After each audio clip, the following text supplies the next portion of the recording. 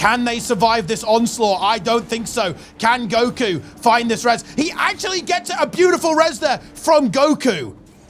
But is it enough? There's just too much damage. Can this warrior hold on somehow, some way? Is the healing enough? Let's check it out, guys. We're loading in. Rank 55 dragons are back. Let's see what the roster is. Is it full 55? Oh!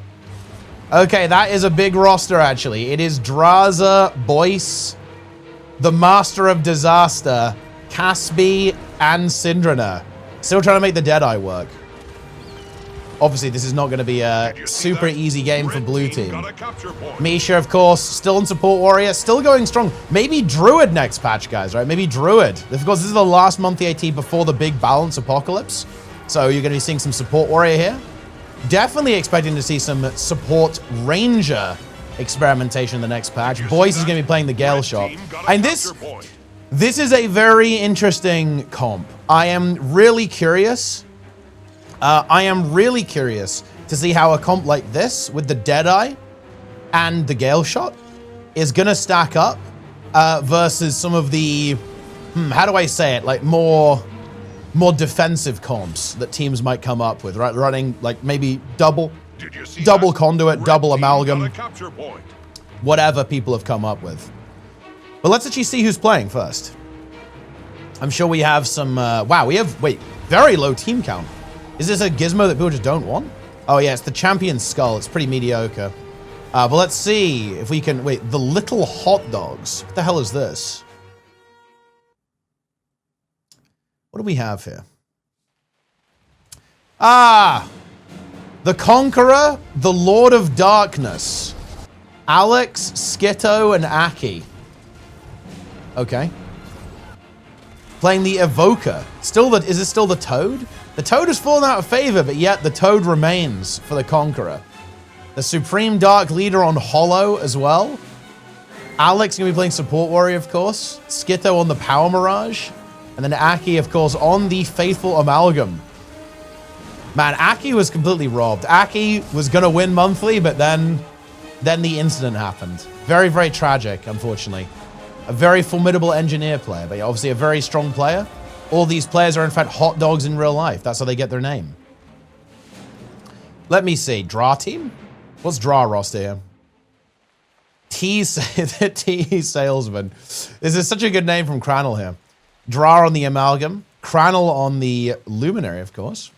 Shuriken on the Condi Rev. Benny has activated the Gale shot. And Void on the Support Warrior. Very, very good. Okay, this is another pretty strong roster, actually. It's a pretty good team. Where are the Frenchies, though? Like, are there any French in this tournament?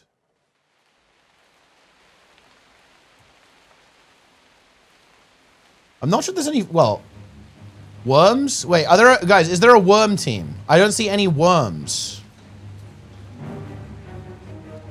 in this tournament. France is, maybe it is actually too hot. Like, it's too hot. They don't want to play. Which is, to be honest, very understandable. Oh, Celebi? Let me see. Oh, this team? Okay, looks like their game hasn't started yet. Okay, let's see. French roster. Oh, yeah, here we go. Yeah, okay. Wait, is it just another account? I believe it is another alternative account, guys. We have Goku on Support Warrior. Sakaya, honorary French Worm on Ritualist here. Playing the normal build. There it is. Oh, actually, Relic of the Mist Stranger. I usually see Wayfinder on this. This one's like a little bit less concerned about mobility, a bit more concerned about some extra free damage. Bit of extra sustain there as well with the lifesteal. Glenn, yeah, this is what I was talking about. Like the double conduit. And this is the type of thing that I'm really interested to see the rank 55 Dragons composition go up against. Because there's a lot of tankiness here, especially with this Reaper. Like Reaper is a build that started to pop up a little bit recently. We saw it utilized very effectively by Bell in a couple of previous tournaments. And yeah, this is the build. It's Spite, Blood Magic, and Reaper. And it is very, very tanky, actually. The combination of Blighter's Boon and Blood Bank is very, very strong. Especially when you then throw in the Spite Signet package as well. Signets of Suffering and Malicious Swarm. This build is you know, it used to be true that you would say that Reaper is a glass cannon. I don't think you can really say that anymore, to be honest. It's not fast, to be fair. You are still relatively slow, you know, compared to, you know, a lot of other DPS options, right? You're definitely very brawly, very teamfight oriented.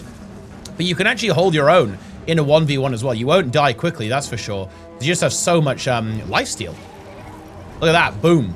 This guy just got walloped by the devouring visage on the sword 5 there. But yeah, lots of lifesteal, lots of self-healing. You apply boons, you get big healing and life force.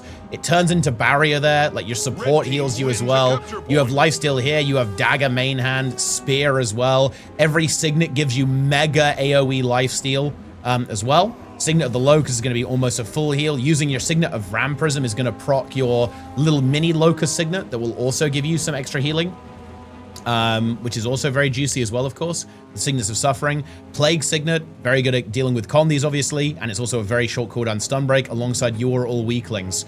Basically, very, very good build, actually. I think quite a lot of fun to play. There's been a couple of different variants, by the way. I've seen some spearless versions. I've seen a couple of different variants of this when it comes to the actual weapon choice coming into play. Like some people like to play with like a sword main hand for mobility, basically. This has the spear, which is kind of more of a chase potential, right? So you can like hunt people down pretty effectively with that spear 4, and it has that extra sustain as well. Because, you know, you are actually just so unbelievably durable. Look at all this barrier. Look at that. Full health into the dagger 2, and you just get a mega barrier there, as you can see. Of course, the other Reaper is also running a very similar approach, right? As you can see here. So they were able to get their health back pretty effectively, but they're obviously extremely far behind. But yeah, basically this build is pretty good. But yeah, I don't know. Wait, I mean, who are all these players? I don't think I've seen this Celebi account before. Nana, I am aware of. Glint, I also know who that is, obviously. Sakaya is Sakaya, and then Goku is Goku. Very strong team, and like I said, this is going to be the test of 55, I think. It's like, are they going to be able to break through this? Like, these matches are going to be very interesting, in my opinion, because they might... I almost have a feeling they might end up a little bit just like that, one-sided, with like one team getting locked out in a way, like a little bit of a prediction here. Like if 55 are able just to destabilize this team, then they might just be able just to completely take control of the map and get a bunch of points. But I have to say, this is very scary. There are 4 very tanky builds here, right? Ritualist, double Condi Conduit as well with that Rabid Amulet. And then the Reaper on top of that, which runs Demolisher Amulet with Rune of Resistance, right? You have a lot of toughness here against power damage, and it has some very strong sustain. And then you've got the support on top of all that. It's going to be very difficult to break through, right? Very, very, very difficult to break through it. Red team got a capture point. But we'll see. We shall see, guys. It's going to be a challenge. Will Boyce be able to pierce the defenses of the French Worms? Let's see, do we have anything else? I think all the other games are... I mean, they are what they are. Undeniable. I don't know who started this naming convention, but it actually is pretty good. Like, incontestable. Elaine Muskrat. What was his name? On the Dragon Hunter. Dragon Hunter, of course, getting buffed. Or, well, at least changed. Next patch.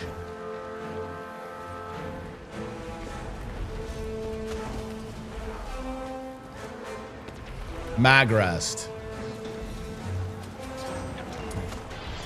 Elaine, of course, in the chat as well. It's not actually Elaine, though.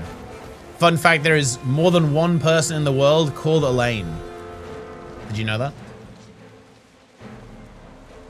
Elaine stands accused of being a Guild Wars 2 player. How do you plead?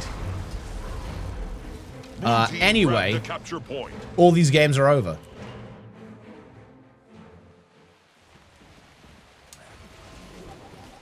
Ah, yes, Hypnos also representing the Necro build. It's a pretty good team as well. Yeah, we have Floor, Oki, Hypnos, Maya, and Antares as well.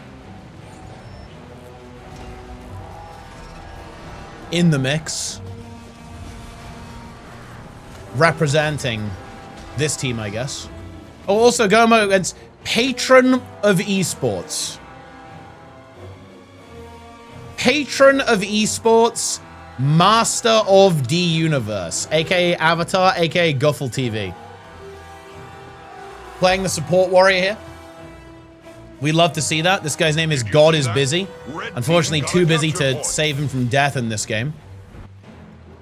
But yeah, Master of the Universe, not able to carry his team to victory. This guy actually hard carried Moda, guys. One of the biggest donors to Moda 3. Patron of the arts. In terms of gold and real money, by the way, guys. Esports Lord. Master of the Universe. Unfortunately, is going to lose this game. Probably rigged, probably win trade. There's no way he would lose otherwise. Okay. It looks so goofy. I mean, listen, we're all goofy guys here. We're goofy gamers. Red team wins a capture point. What do we have going on here? I mean, this is just kind of a weird game, I guess. Red team is definitely winning, though. Pretty convincingly. This guy's trying to play Daredevil. My condolences. This guy's trying to play Hollow, though. Less condolences. Red team got a capture point. Gets the kill. Very nice. Blue And red team are going to win the game. capture point. Core Warrior, just, you know, wait, Core Support Warrior. That is, okay.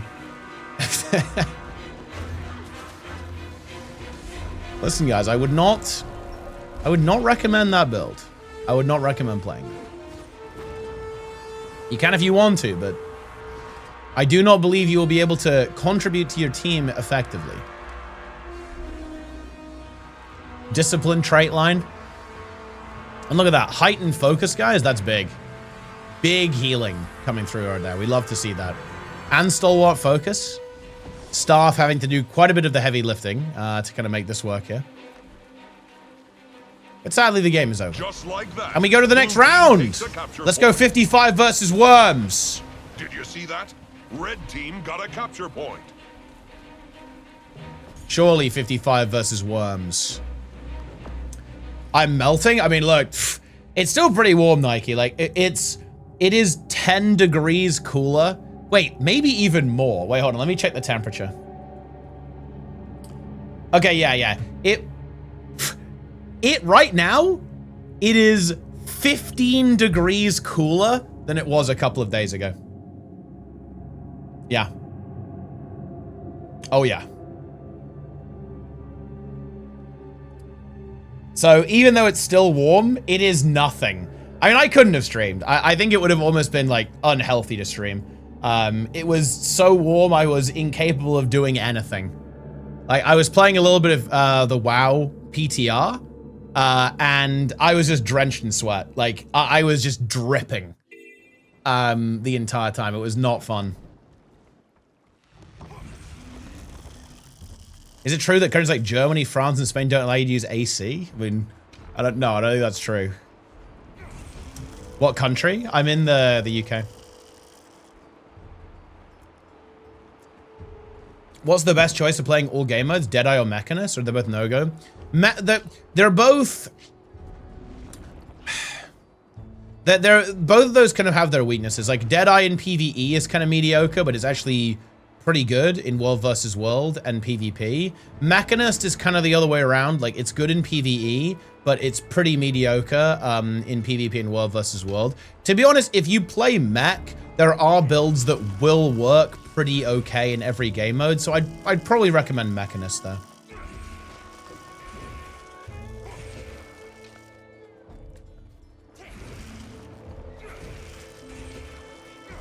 Get a window unit? Yeah, I'm gonna get AC for next year. Like, it's probably not gonna be super hot. I think this is like our big heat wave. It's gonna start being less. I think there's gonna be a couple of hot days in July. Maybe a little in August as well. We'll see, I guess. But nothing too crazy, I think.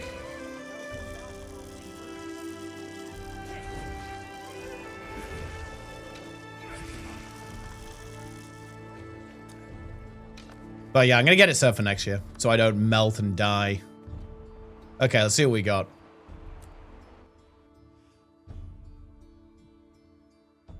Can't do it all then. Any recommendations for starting out playing game modes? Non-necro? I think Guardian is a good choice. Like, Firebrand is actually good in every game mode right now. Well, it's all right in PvP. Like, it's not good. It's not meta, but it's not unplayable.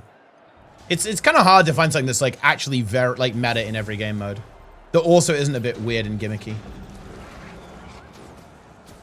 Funnily enough, Reaper actually would be a good option. Like, Reaper is good in every game mode. I guess Amalgam's good in every game mode, right? There's a delayed heat wave. I mean, I think the first weekend of July is also going to be pretty warm.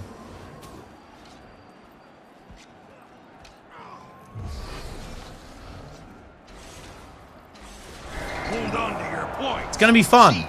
Yeah, I'm going to be honest, guys. This game is... I mean, there are actually good players here on the blue team, but I do believe it will be challenging to see them contest 55. I guess we can take a look. And we can kind of see, like, how 55 is going to approach this. Like, what their game plan is. I mean, just kind of looking at it, right, we have, of course, the Amalgam and the Revenant here. Like, these are going to be your anchors, right? Like, this is going to be, the you know, who's holding on to stuff. Boyce might also do a bit... Oh, hold on. Drazra is dead. Oh, he has poison as well. Couldn't get res there. Battle Standard comes down, but even that is not enough to save him. The brutal 4v1 from the blue team eliminates the Amalgam. Perhaps that Dubai ping not really working out super well. Regardless of that, Drazra is now back into the mix. Ready to go, ready to game. Misha also in trouble. Because, like, losing a player this early is, like, never good. He might be able to get away with this. He has his barrier coming up in a couple of seconds. Can do a weapon swap and maybe try and sword leap away, but those Condies are ticking. Gets the Condi cleanse. He wants to try and kite here, I think, a little bit. Yeah, he evades that pull. That was pretty big. I think he actually should be fine. He can stun break here and then leap away. So, yeah, like, some good recovery here by 55. They're able just to basically not die. Although Misha's not really out of the woods just yet, actually. Does have a movement skill. Heal skill here, I think. Yep, boom, there we go. And now he can re-engage there. Like, Caspi is now fully arrived, and we'll be able to kind of anchor this fight pretty effectively there with this Conditioned Revenant. It's actually amazing to me this build didn't get nerfed. Right? Am I crazy on this, guys? Is it not crazy that they didn't nerf Condi Rev? I think that it is just one of the most purely cancerous builds that exists. Like, it touches you and gives you like 20 torment. Like, it is it's not good. It's, in fact, I would say it's pretty bad. It does not feel good to play against this build. And bear in mind, it's also massively nerfed. It used to be so much stronger. That's the funniest thing. This is like the version after it's been nerfed like 5 times. It used to be far worse. Yeah. And here we go. Delirium claims you, securing the kill. Do you get back to that? I did, but then he just ghosted me, Relentless. It's not my fault anymore. I did actually reply. And then I got ghosted. It is what it is. Yeah, but this game, again, is now a little bit of a formality. I don't think blue team will be able to get back control. Like, Drazra is plonked down on the dragon. Stlug Kit has been eliminated. Misha holding onto this node. Caspi kind of lurking around. Then Boyce just... he's on the hunt for the artifact at the same time. Let's go somewhere else. Let's leave. Oh, actually, Rusk versus the Little Hot Dogs looks a bit good. Reckles, by the way, and not Beelzebub. Thanks to the tier 1s, guys. I appreciate that. And Bentius as well. Thanks to the subs, gamers. Love to see that. Okay, so... to be fair, this actually is a decent team on the blue team. Let's see if they can make this work. I'm not the biggest fan of Luminary in the current meta, I think. You know, it sounds weird, but... I'm not sure Luminary has enough damage right now. Am I crazy on that, guys? I mean, I realized they just killed this guy, but it was in a 3v1. So, like, you know, you're always going to kill someone in a 3v1. But it almost feels like, you know, you kind of go in, like, send your combo, and then that's it, right? Like, you know, you just don't do anything for a while. I'm not sure if that's enough. There are better DPS options available, I believe. XX Booty Slapper X. Going in there with the spear. Lands a big perforate. Gets the kill. Is Fresh Air Evoker good in PvP World? So World vs. World, you can honestly play it. PvP, I mean, you can. To be fair, it's actually not bad. Like, look, PvP is weird. So while we're looking at this game, I would say the biggest balance issue in PvP right now isn't actually that Did you see that? some builds Red team are got a capture point. bad and some builds are good. Colosseum's artifacts are The accruing problem with power. PvP balance is that the difference between like a good build and a meta build is massive. So the reason why I'm kind of, it's hard to answer questions like that is because can you play Fresh Air Ellie? It's like Fresh Air Ellie actually an okay build, a good build. Actually, yeah. The problem is that being a good build, it only applies versus some builds. So what I'm trying to get at here is that, like, versus other quote-unquote good builds, you'll be fine. But versus people who are playing meta builds, you will just get crushed, pretty much. Like, that's the issue, to be honest. And that's the biggest problem with PvP balance right now. I think all game modes kind of suffer from this a little bit too. Like, I definitely feel this in PvE. Like, you know, there's loads of, like, you know, decent builds that work out pretty well. And then you just go, oh, yeah, what about Troubadour, right? And you go, oh, wow, Troubadour's like 50 times better in every way. And yeah, technically the other build is still good, but, like, can you really call it good when something like Troubadour exists? It's kind of weird. Like, we're in a really weird balance situation, to be honest. I feel like, in Guild Wars 2. Like, it really, I don't know why this happened. I think it's a bit of a consequence of VOE. Like, VOE just introduced a bunch of mega utility into the game. Like, I'd say Luminary is the best example of this. Like, Luminary is just so inherently good that it disrupts, like, the economy of the game. People should start playing Thief again. I mean, look, you're in luck. Cinder's gonna be playing Thief. And wait, yeah, Cinder's playing Thief. I think that's the only, like, Thief in the high-profile teams, though.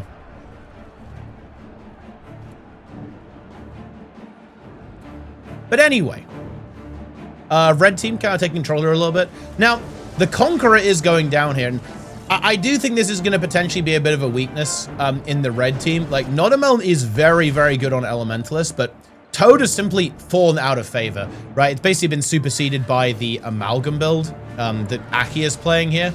Although, of course, we see from Rusk on the other side. Oh, actually, no, Rusk is not playing that build, actually. Rusk is playing, like, the DPS build, never mind. But yeah, very much been superseded by the build that Aki is playing. Even though this build has been nerfed a little bit, people have simply redirected away from equal and opposite reaction onto chain reactivity.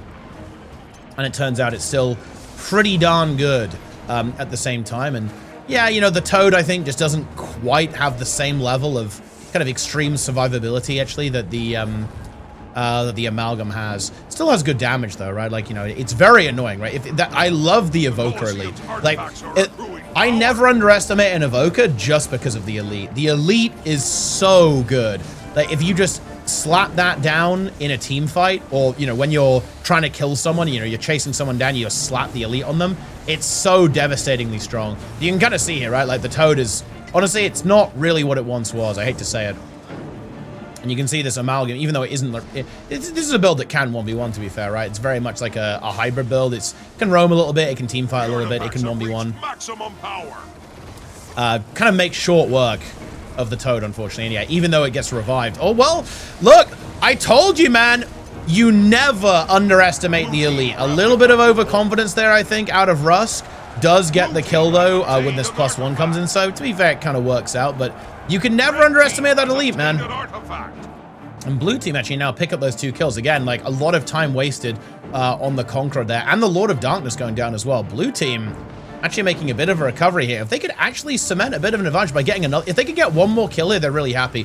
Red is very smart, though. They're not overcommitting. The Warrior is maybe a little bit exposed, but the Mirage, rather, sorry, the Rev, look, the other Engineer, sorry, I can understand the classes, is actually helping out a lot with the kill. Look at all that CC coming through, right? Big CC, the Flux State coming through, and yeah, the Warrior is going to be just fine, at least for the time being. Now, blue are going to have to respond here a little bit. Like, Bill is getting 1v2'd there by the Power Mirage. Really, really scary. El Nemesis moving in on the Luminary. This should actually be, I think, honestly, pretty good for blue, if I had to guess. Because that Reaper is going to get cyberbullied here by this combo. And yeah, the Mirage doesn't have the meat to really stay in this fight. So, Red have got themselves in a bit of a bad situation. And again, I don't think that This is a super happy 1v1 here for the Toad. Overall, we've seen Rusk playing that pretty well. Let's see if it's going to be enough. Red team do manage to get the middle fight there as well, though, which is obviously pretty good for them. Blue looking to, I think, kind of disengage that. El Nemesis moves back into this fight.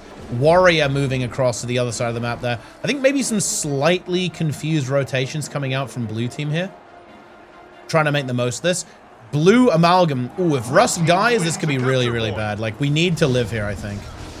Oh, the CC is too much, though. That is going to be a kill. Yeah, the Mirage is able to get that kill. El Nemesis moves in. Wait, there's no... Oh, no. You gotta be kidding me. And then... No.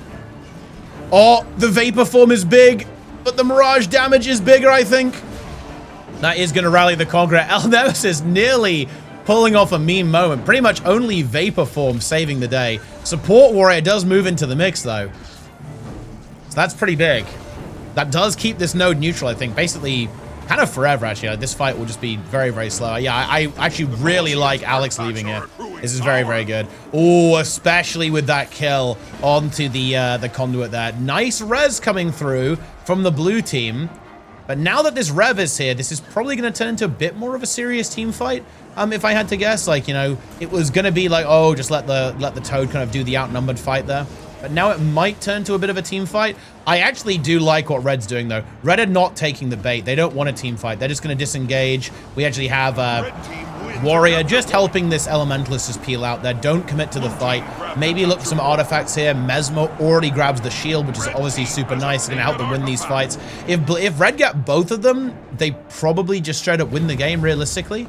They are going to have to fight over these here as well. Well, it's going to be a bit of a 1v1 here. Again, we've seen the Engineer do pretty well there. Here comes the Elite. Is it going to be shut down? The Elite, ooh, is kind of shut down there into the counter Elite with the Flux State as well. There's a lot of conditions ticking away on the Elementalist. No clear victor just yet, but Red Team have actually secured those nodes. Ooh, the Mirage is coming in to help, I think. That's actually really, really scary. Toad gets some big heals, and yeah, I think this is actually going to be a very, very bad situation now for the Elementalist as the Mirage comes in, and that is a dead Engineer, I think. The evade is not going to be enough. I think that's pretty much going to end the game here. Yeah. I think Red played this fight very, very intelligently. They didn't overcommit to it. They instead just kind of went out on the map, stalled out their opponents, and kind of got the job done there. So I think that was very, very clean. I think blue team not quite knowing what to do in that situation. I think the Luminary not necessarily committing to any part of the map. I think they weren't sure where to put the Luminary. Red team got a capture point. Which is fair enough. The game can be challenging sometimes. And Red gonna go for it. They're gonna try and make something happen. I think Alex will have banner though. Can they CC him? No, they cannot. And yeah, it's gonna be hard to kill that Necro now. That was a good kill, but again, I think Alex putting in a lot of work in this game. Slipping in at the last second to get that res. And yeah, Warrior Necro combo. Very hard to break through that, that's for sure. And this is the versatility. You can see this Necro, guys. You can see this Necro, you really can. Like, it has the ability to actually hold its own in these 1v1s, which is such a big deal. Because like that's historically been like a big weakness of Reaper. Necro in general, really, but certainly Reaper is that you can't really 1v1. But this build is perfectly happy to sit here. It might not necessarily win, right? Like, you don't have like some crazy kill potential. Although with the Spear, you definitely have a bit more than if you're not playing Spear, to be fair. Actually, oh, that was a really good Dagger 3. Is that enough? That might be enough. With the Sword 4, maybe? Oh, the big old bomb CC is so painful. Very unlucky there, but this Engineer still might be dead here. We have full Shroud. If the Elite Shout lands, that's pretty much it. But yeah, the healing is pretty good. But regardless of that, blue team need to decap middle and then basically hold the entire map in order to win this game. I don't think that's going to be possible, though, as Rusk is dead. Wins a capture point. And the Support Warrior trying to do something, but it's not going to happen.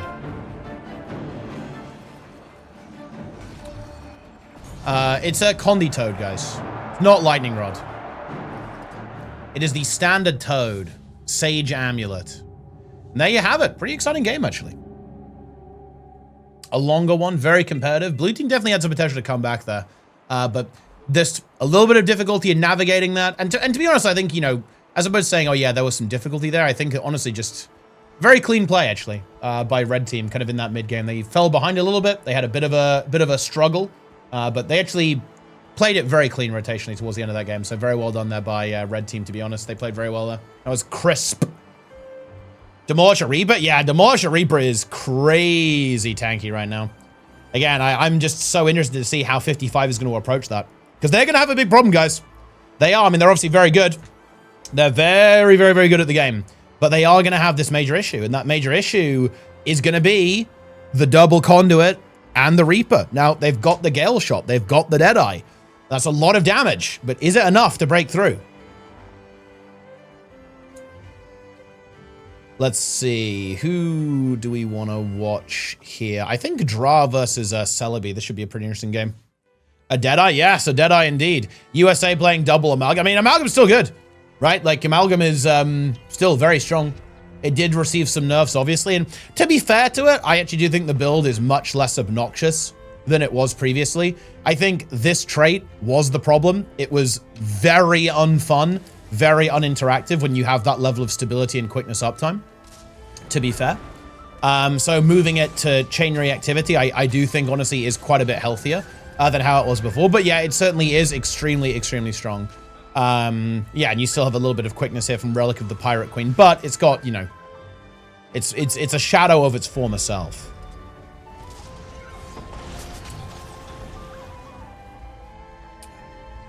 Ain't no way Sind is not going Deadeye. I mean, he loves Deadeye. Like, dude, the Sind Deadeye arc is crazy. He used to say, look, explain this, guys. Explain this. He used to say that Deadeye was small PP, right? And only small PP players would play Deadeye. And then he starts maining it. Explain that to me, guys. Explain that. But anyway, on the red team, we have Dra on the Amalgam. The Willbender from Crown might swap to Illumina, though, we'll see. Although, to be fair, a Willbender on this map, having that mobility, definitely would be nice. Atalante on the Condi Rev, we've seen that, the anchor of these teams, keeping everything nice and stable. Benny on Gale Shot, going to be definitely enjoying running around this map. And Void! More specifically, to pronounce the name correctly. On the Support Warrior. On the blue team, it's French Worms. Reaper starting at full shroud.avi. Call the cops. Gamers, call the police. Although, to be fair, you actually can gain Giga Life Force with Blighter's Boon now, to be fair. So it's not quite the same thing. But I believe there was a relog moment to gain a little bit of extra Shroud there as well. And also, it's the Reaper.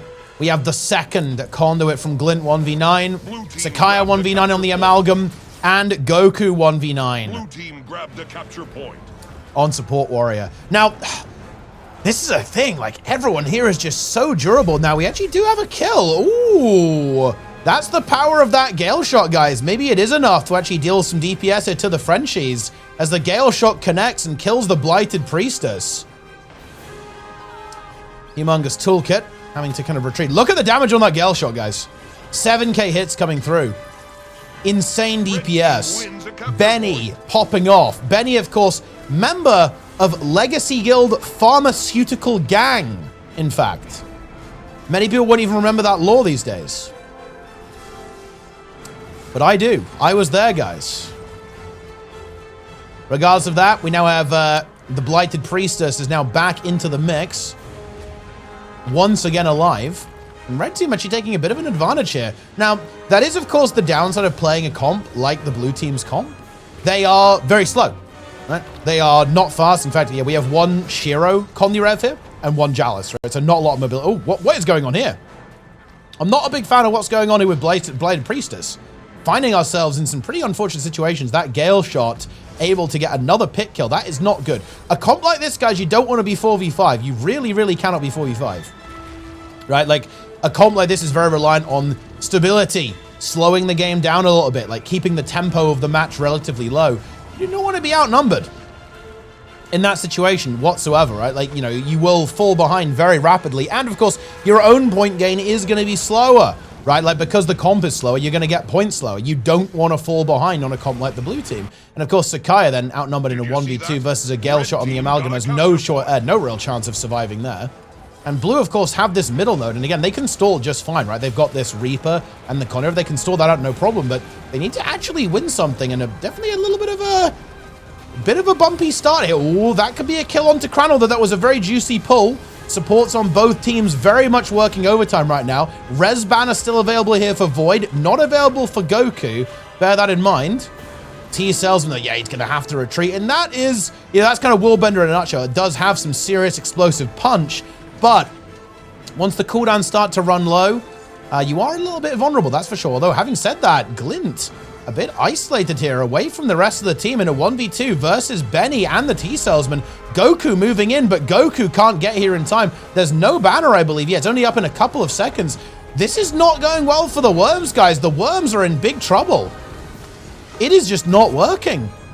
And the Gale shot is kind of the star of the show here. Benny doing what he does, absolutely destroying him. Bear in mind, this is one thing I really love about this build in particular, actually, is that you do actually have the Nature Spirit, giving Red Team 2 revives, the banner, and of course, the Spirit of Nature. Really good on Aroma, too. Like, if you think about it, isn't a res just the best? Look at that! Instant kill.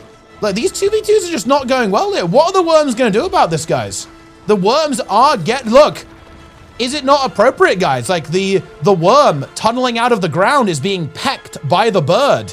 The Gale shot, the Cyclone, the Tempest. It is too much. Did you see that? And I think the Worms are going to have to think about what to do here. Like, this is not the kind of game they wanted. Like, Red Team is very, very strong. Bear that in mind, but like, I certainly think that their main opponents will be 55. That's what in their minds anyway. They're going to be thinking, like, how are we going to beat 55? And I'll tell you what, this is not going to beat 55. I don't think so anyway.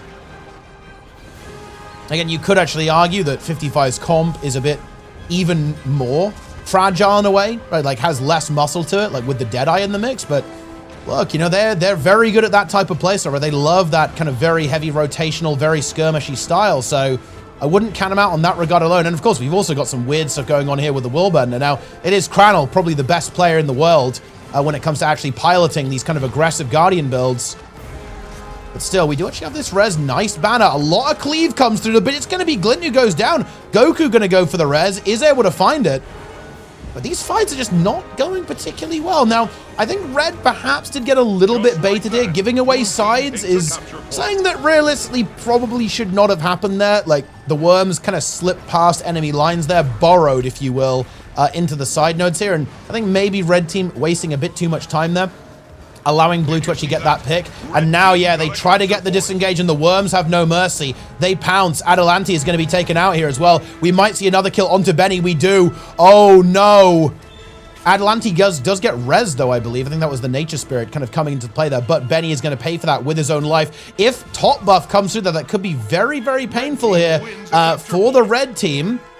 Should actually end up coming through that. This is a very important 1v1 here, too. Like, Sakaya versus Dra, two kind of legendary players, actually, when it comes to this engineer build and PvP in general, so I have to keep an eye on that one, that's for sure. But so far, it is still going to be a slight advantage towards the blue team, if anything. Now with that double buff, maybe looking for a kill here. Now, blue's got to be careful. They are actually kind of potentially yielding the map there, as Benny is able to slip by and get to the temple and get that decap. I'm not sure if this team fight's really going super well for the Worms, though. I think maybe over time they will win. In fact, they definitely will, I think. I don't think eventually the Willbender is going to have to retreat, I think.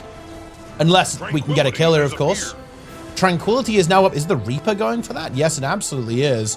It's going to be the Gale shot moving into the mix there to contest. I'm not sure if there's really a lot of kill potential from either player here. I don't think the Necro can kill the Ranger, but to be honest, weirdly enough, I'm not actually that sure the Ranger has a particularly good chance of killing the Necromancer either, with all of the lifesteal that it actually has access to, but we will, of course, see. And yeah, the Ranger has to be very careful there, I think. Like, if for even a moment the Necro is able to connect, it could just be lights out, right? If a chilled to the bone lands, that could just be a kill very, very quickly. Celebi actually in a little bit of trouble over here. Has to kind of beat a hasty retreat away from Atalante over there. Wants to go back and kind of re-engage this 1v1. Doesn't want to give up that cap, I think. Might have to, though. Doesn't get it just by one tick. Quite frustrating, I think, there for the Red Revenant. On the other side, it is actually Sakaya who's doing a very good job in this 1v1. Actually ends up securing this node for the blue team. And now we have to see if what's actually going to happen. It looks like Sakaya might be looking for a kill over there. That would be very, very big. Any of these 1v1s resolving would be insane. And actually, it might be the Blighted Priestess looking for the kill here. That would be a very, very big deal, actually, if that came through. Because, again, 1v1s in a game like this are very, very important. Blighted Priestess looking for that kill. Oh, very nice narrow evasion there coming through there by Atalante. Nearly got pulled in and killed. Cranel comes in for the support. But actually, they're going to turn it around potentially onto Celebi here. Actually, has a lot of damage coming through. Atalante is still so unbelievably low. The support is in the mix, though, from the red team, keeping that Revenant alive, applying those boons, trying to cleanse the condies. But is it just a little bit too much? The pressure is unrelenting onto Atalante. The cleanse is really good coming through from Void. But is it going to be enough? A massive heal comes through, and it actually is. Very good sustain here by the red team. Is it going to be enough, though, to actually turn this fight? As now it's kind of looking like the pressure is going back onto the Blighted Priestess over there. Where is the support for the blue team? Well, it's here. Here's Goku, but they find themselves a little bit outnumbered. They are kind of sustaining it. They're not dead just yet. Atalante actually taking a lot of damage there as well. A brutal pull, and then Glint moves in for the kill. Battle Standard gets... Oh, the Battle Standard from Goku was going for the stomp, gets blinded, but Void goes for that res and gets caught in the crossfire, and Atalante is going to flop over. And that is finally kind of the victory that the Worms were looking for. Now, they've got to be careful. Ooh, I love this plus from Cranel, actually instantly killing that Necro. Goku's here, but he's already used his banner. He can't res that. He's going to have to be in a really awkward spot there. Ooh. Oh, yeah, the Worms are kind of locked in there. Very crisp arrival there by Glyn. And that, of course, is just going to free the Reaper up to actually roam the map a bit more. And top buff comes through as well during all of that. The Worms land a crushing blow. Reaper now back into the mix. Shuriken coming back in too, but Worms looking strong here. Stillness appears once again, but Worms now in a bit of a strong position. This 2v2, I mean, it's a bottom buff 2v2, right? It's very still. If anything, I feel like there's maybe some potential for red to actually get a kill, but it's hard. They don't have the sustain, right? And like the blue team is so tanky here. It's so hard for this Willbender to engage without support. Does have his heal coming up, gets it. But yeah, just very hard to resustain against this, right? Like, has renewed focus up in a couple of seconds. They have the damage, but again, they just can't engage. This is too much AoE pressure from that conduit. I'm kind of liking this aggression from Crowder. I like it because they're in an all-in situation. They have to make this work almost. So I kind of think this is the way to go, but I'm just not sure if it's viable. He's gonna go for it. He's gonna go for it. He gets the spin, and they find the kill. Cranel cleaves. There's no res. Bear that in mind. There is no res here. This is the Hail Mary play. They need this bottom buff. Cranel going for the cap. He's got his block up with focus 5. There's no way. No, it doesn't come through that. Yeah, now that really was some serious copium there from Cranel. I'm not sure if that's going to work. But they have to, yeah. They saw the play and they made it. The question is, can they somehow miracle this? Oh, I don't think they can. Oh, they come down on Cranel. The T-cells like a ton of bricks. And the instant stomp there from Goku. The res is not available. And with that, I think the Worms have stabilized this game. One node is ticking away with the top buff. A little bit of a moral victory for Dra. As we do actually get a kill on Sakai. I think that the Gale shot, I think, was involved in that, at least to some extent. Tranquility comes through and Worms win. But a very rough early game for Worms. I think, even though they won, they're probably not happy with that, to be honest. This is a very, very good team of top players. Bear that in mind on red team. But again, I think Worms were probably looking for a cleaner experience of that. They had a very rough time of it. I think in particular, Benny really putting in some serious effort in that game to kill the enemy team. Undeniable. Oh, interesting game here. Very close. Red, of course, down a player, but up a node. And they're going to have to concede a node here as well, actually. So, very, very close game. What is Red going to do? I mean, Red has to contest. Ooh, if this warrior dies, I think they actually might lose. He really needs to not die here. That's going to be difficult, though. In fact, he's dead. Yeah, his team Grab the capture entirely abandoned him and may have abandoned the game. Oh, yep, they have. Nice. Okay. Bit of a blunder there at the last second there. No support in this team fight means red team instantly dies. Warrior randomly dies off node. Druid is copium moding, trying to get a decap here, but it's over. There is no hope. Abandon all hope. Well, if you're the red team anyway. Blue team, on the other hand, full of hope, full of joy, and full of victory as they win 500 to 468. Incredible. Surely, is it 50? Okay, it is 55 versus Worms. Now, guys, prepare yourselves for French Worms.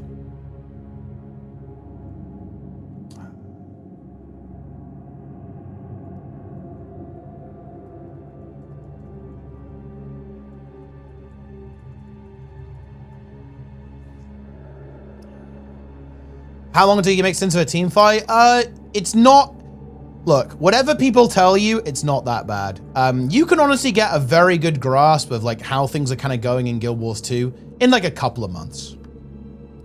And yeah, it really helps if you play multiple classes. If you only play one class, it's going to take you way longer, right? And you don't even have to play, by the way. You just need to like read the skills of the other classes, right? And like know what abilities they have. So just like make an alt and just log on to it and just see what the skills are. Ah! Okay, hello PB community. New time will come, AKA Frozen Men in the chat. One of the most legendary players, a member of the Finnish Mafia community guild. Well known for playing Minion Mancer, Support Guardian.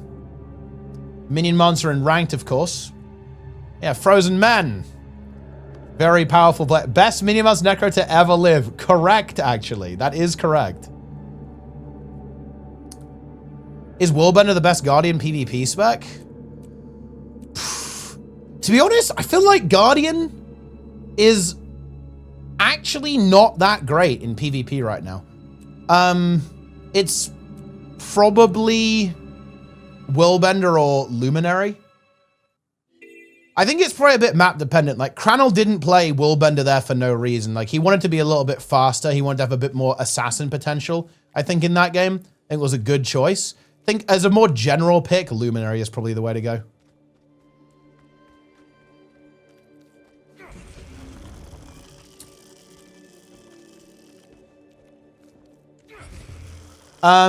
Do you think the concerns around Guild Wars 3 are legitimate? Which ones? But like, so if we're talking about at the MMO light stuff, no, I don't think it will be an MMO light. I think ArenaNet have been pretty clear that it's going to be an MMO, right? Like, you know, kind of between Guild Wars 1 and Guild Wars 2, about halfway between those two. So I think it will be like a full-blown MMO in the way that, you know, at least in some sense, in the way that we would understand it. But, you know, do we know the game is going to be good yet? No.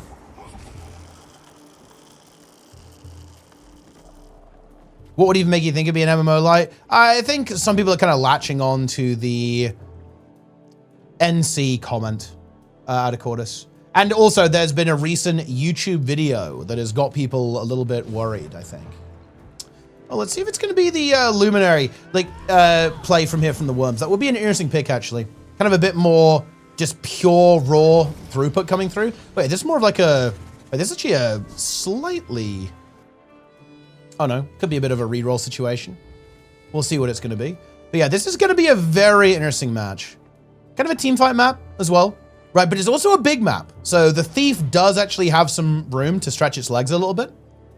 I do like this. I have to say, I think I do quite like this for the Gale shot. It's going to have a lot of room to run around, like snipe things. And it's going to be hard for Red to keep up. Right? It's going to be very, very hard to keep up. If Red team fall behind with their rotations for a millisecond, they will get crushed.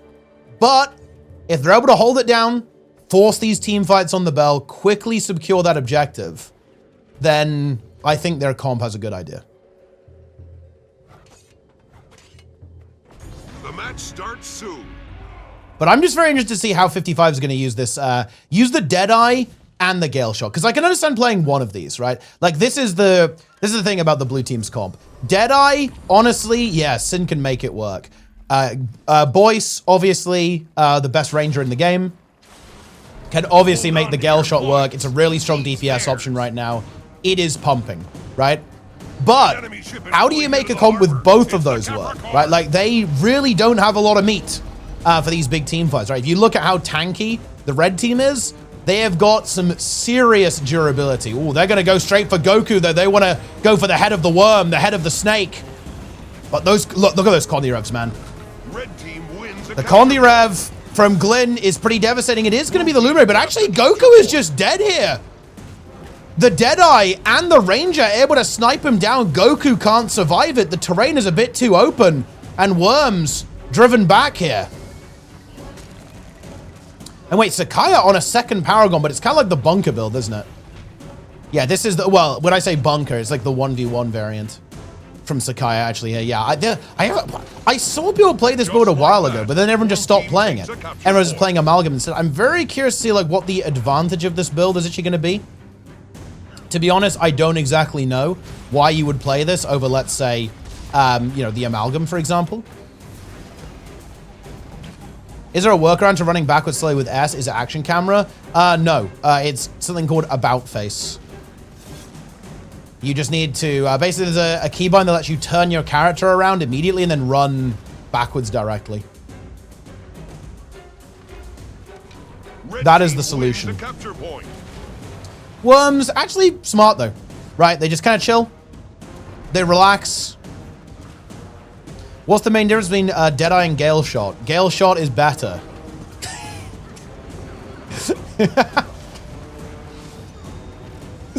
I guess that's that's the answer. But anyway, let's see how this team fight goes. That first one did not go well for the Worms. Oh, but the fragility of that Deadeye kind of coming through is getting driven away there. If Sin goes down, he can't really go, and he has a heal scope and a couple of wants to go for a bit of a snipe. Playing it greedy, we actually love to see that. Kind of necessary, I almost feel like. Has a heal up pretty soon, and actually, again, there's not a lot of chase potential from Red. They weren't able to finish him off, and now Sin goes in with that devastating sword dagger and gets the kill onto Goku again. The Worms actually struggling to navigate this team fight, and even the counter banner comes through there from the Master of Disaster, getting that kill, eliminating the Reaper next and the Warrior, and the Worms are not winning here. And that's how it is. Why play Deadeye? It's because the player here, Syndrina, is, well, he can play other things obviously, but basically is a thief main. One of the best thieves in the world, so he's going to play thief. Blue team grabbed a capture point. I hate to say it, but there almost is, there's a little bit too much speed from blue. Like, red needs something that can actually punish the mobility of the blue team, and they don't have it. I think that was kind of the concept with the Luminary. Judge intervention, you know, teleport onto the thief, teleport onto the Gale Shot, but it is not working. It is not working out for them whatsoever. Let me tell you that.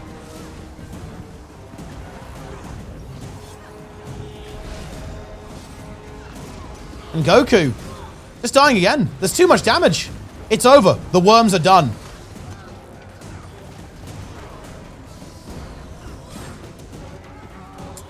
Well,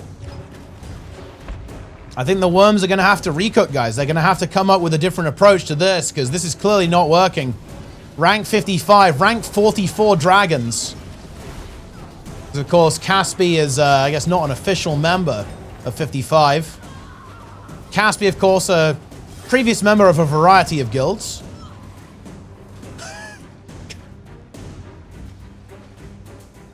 Now PvP enjoyer. But yeah, this is Swiss. It's Swiss, and it's game over, guys. It's game over for Worms. They have basically zero hope of winning this game, I believe. Blue team grabbed a capture point. Blue team rang the bell. Fire all cannons! Worms going for one more. Desperate push. Not sure it's going to be enough, though. Like, even if they start winning now, I don't think they have enough time to win, because they would win very slowly, because they're a slow comp. And the blue team would just troll them and be really annoying. I hate to say it, guys, but this is game over. What a anticlimactic game.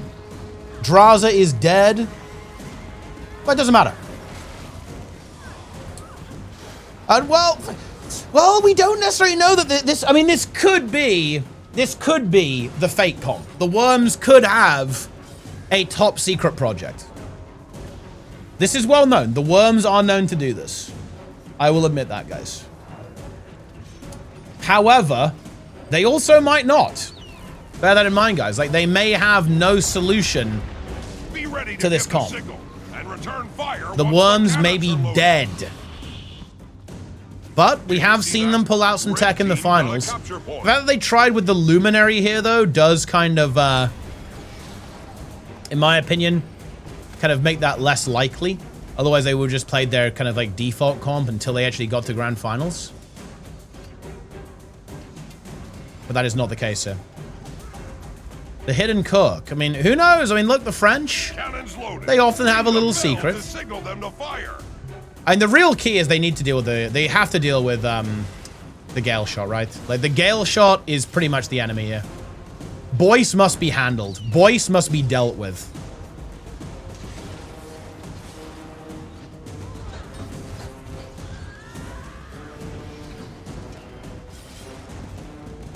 And right now, Boyce is not being dealt with.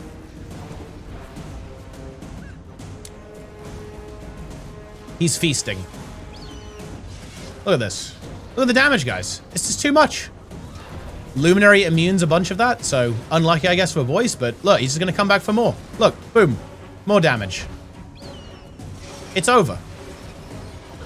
Even in the 1v1. Well, to be fair, Luminary is not that great 1v1, to be fair, but still. Glint is dead. And Red just have no way of really connecting. They're trying to go for that res, but I don't think it's going to happen. There's way too much cleave, I think. Banner does come through, so they were able to stall for long enough, I guess. But again, they have 115 points. Their opponents have 432. With a node, this warrior build wasn't really able to win this node either into the amalgam, so didn't really do anything either. Unlucky, I guess. Not seen Deadeye for a while. Who's playing it? It is, I'll tell you, it is Delirium Claims You. That's the actual account name. You might know him by his lesser known name, though, like Syndrana.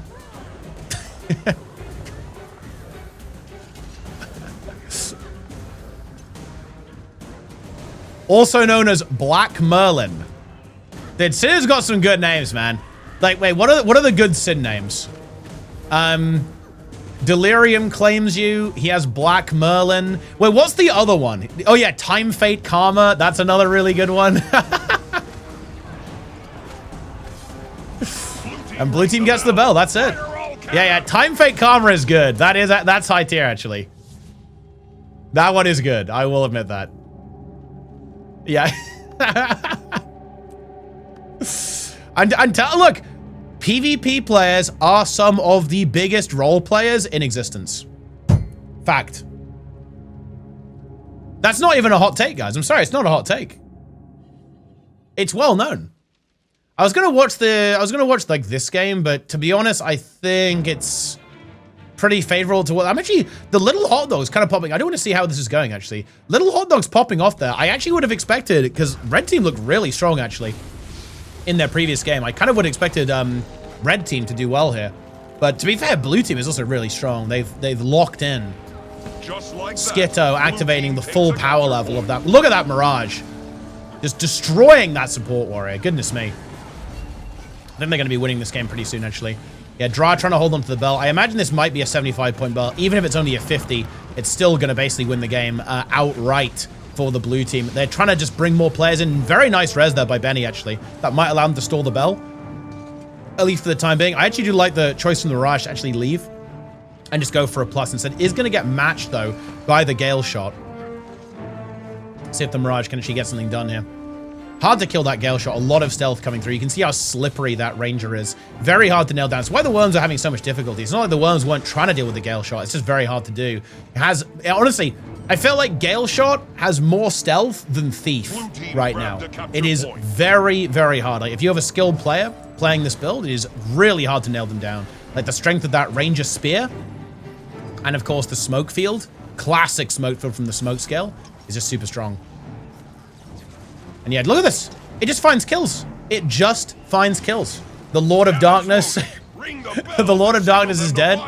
Isn't going to win the game for red, though, as the Hot Dogs are going to secure victory here. Almost guaranteed. Yeah, you can see Elementalist is going over here, capping that middle node. And it is going to be the only node that blue team has, but it will also be the only one that they need to win this game.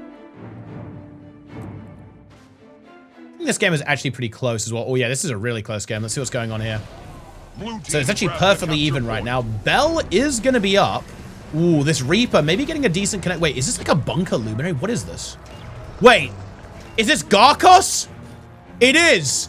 It's Garkos playing deep bunker luminary. I was like, how did that Reaper do no damage? That's because Garkos is activating his bunker build. That is crazy. He is deep prot right now. Very deep prot. He's slowly capping this, I guess. I think blue team need to be a little bit careful not to waste too much time on the Bell. Like, with this build here, it might be quite difficult to actually get rid of him. He actually still has renewed focus up as well. They need to be very careful not to overcommit. Ooh, that is very unfortunate, though, as the Conduit does get taken down. So red team really want to find a kill elsewhere. Ooh, this Amalgam may be looking for a little bit of a kill onto perhaps the Dragon Hunter or perhaps onto this Ritualist as well. The Engineer going to go in for the kill there, tries to find it, get some big damage onto the DH. Is there a renewed focus available? There is not, actually. Nothing left over on this DH. If red team can get that kill, that would be big. Ang's on the support warrior. It's actually taking quite a bit of damage here at the same time, though. Needs to be careful. Really does not want to die. They're maybe greeting for this kill, and yeah, they get punished as Master of the Universe secures the banner stomp.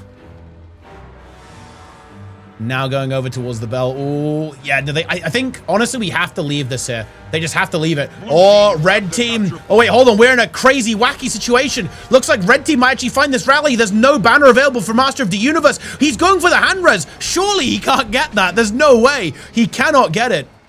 And the rally from the red team comes through, but blue have got themselves the side nodes. Now, this is a bad situation, though. Master of the Universe, I think he has to leave this node. I don't think you can realistically actually contest. But actually, wait, timer! Never mind, timer runs out and blue team wins. I didn't even see the timer there. There is no defense against Boyce Gale Shot. I mean, there isn't, no. Master of the Universe wins the game, guys. Oh, the little hot dogs versus rank 55 dragons. Wow. Wait, who is Team A's? A's. Classic team name there, guys.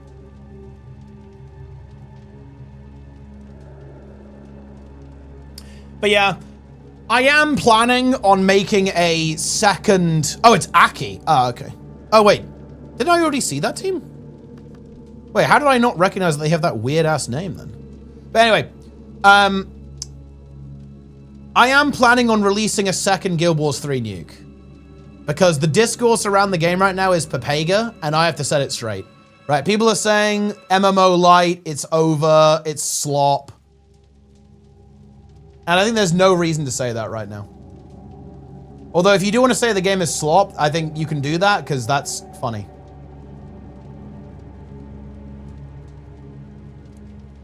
Shrimply Despair? Wait, what even is this? You're linking me a channel?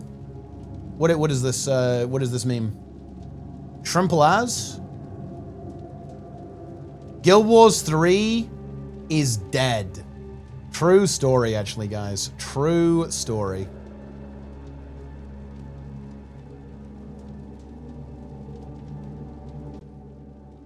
All right, so we go. Let's get in there. Skyhammer. Okay. I think the worms are going to be happy about that. This could be an interesting game, I think. The little hot dogs. Proving to be a formidable adversary. I do want to see this team, though. That are going up against worms right now. Let's see what the little hot dogs can do. Can they defeat 55? Seize theirs. What is their plan going to be? I think that's the thing. Of course, SD Thief. Actually, it's not going to be SD Thief. It's going to be DP Thief here. And that's probably to deal with the Mirage, I imagine, as best as possible. Just, well, and also this, too. Oof. Did you see that? Red team got a capture point. Thief securing the kill. Maybe Thief isn't bad, guys. Maybe the Thief mains were just coping. Who knows?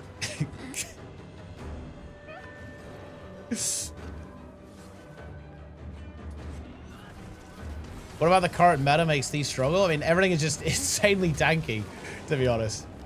It's like, everything is very durable.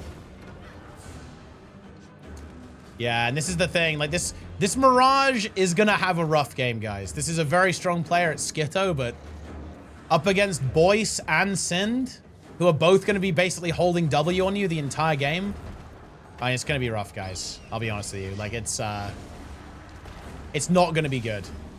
Wow, there's actually just so much damage. Like, Thief and Gale Shot are OP, guys. You heard it here first. Just like that. And I know that we're kind of early in this game, but right now this looks absolutely hopeless for Red, to be honest. I hate to be that guy, but that's what it's looking like. There does not appear to be any win condition. And you know what? That's not ideal. That is not exactly what you want. Unlucky. Misha, the master of disaster, tooting the war horn,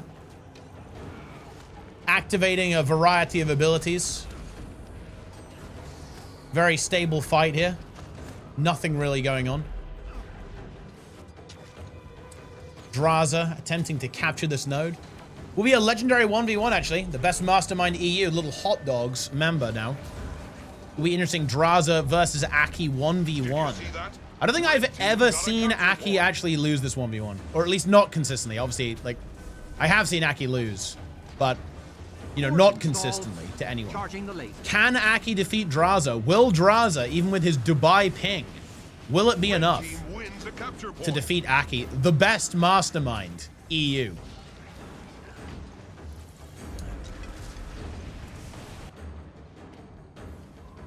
And here we go. Delirium claims you. Not going to allow that 1v1 to play out. Teleports in. Might be able to get this kill there. Yeah, probably will. And there's just nothing. Look, I hate to say it, guys. This game is kind of like weirdly over. I know. Like, there's not a lot to say. I think Red Team is basically going to slowly bleed out until the game ends.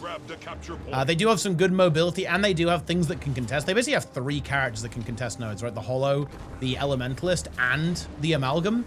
So this game might be slow. And that, you know, and it is a slow map, right, with Skyhammer. So it might take a while to resolve, but I think it's pretty much inevitable that blue team wins. Like, we're not really getting any kills through, right? Like, in fact, there have been 0 kills from the red team onto blue, and that's generally a pretty bad sign, I will say that, especially with this Mirage dying again. Yeah, I hate to say it, like, this game's kind of over. Like, there's basically no potential for victory, I think, for the red team. Let's see. What about this team versus French Worms? Oh, yeah, it's this team. Triangle Head. Red team wins a capture point. I see they were going for it. Blue team grabbed a capture I do point. like to see a Firebrand being attempted. Wait, they actually get a kill. I feel like didn't they do this to... didn't they do this to Draza as well? They just, like, killed the enemy Amalgam at the start of the game. Now, the bad news is they're also dead. Yeah. Firebrand. Man, I wish this class was good. You guys remember when Firebrand was good? I remember when Firebrand was good. Not anymore, though. If you aren't playing... Well, I guess that's another kind of problem with the meta. I feel like if you're not playing the meta support, your support is bad. You know, like... Because Firebrand is theoretically fine. Theoretically. But then you realize it's just 50 times worse than than Paragon.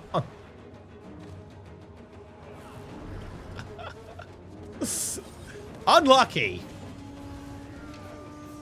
And Paragon's been nerfed too.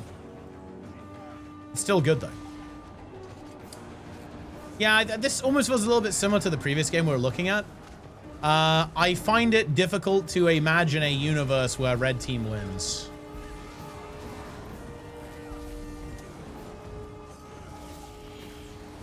Because I don't think they will be able to win the fights.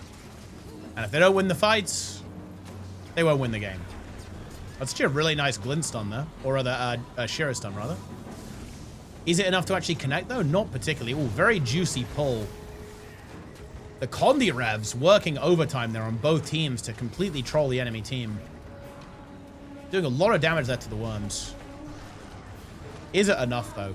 Of course, they only have one Condi Rev of their own now, so in the raw attrition team fight, like, this is going to happen. I don't think they're going to win. I'm just not sure what the Luminary is really doing, to be honest.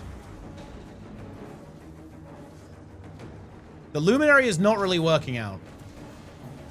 I don't think so, anyway. Charging the laser. If I put down 2 combo fills, I use it only triggers off 1. And it's kind of interesting, actually. The one that's going to trigger is based off the order you put it down, but you can also kind of manipulate it by like leaving one and then walking into another one, right? Like it kind of works that way. It's kind of an interesting meme. Cannon operational, ready for targeting coordinates. So basically, no. Imagine how sick it would be. Imagine how sick it would be if you did a combo and it triggered every combo field. That would be crazy. Red team is actually winning. I definitely would not have expected that. But to be honest, I do see a little bit of confusion. I feel like the Worms almost are a bit rattled almost by their previous game. Like they're trying to change things up a little bit with this Luminary. I'm not sure it's really working out for them. The Skyhammer actually does come into play there and just kind of owns the red team. Very funny to see that. But again, this game doesn't feel clean.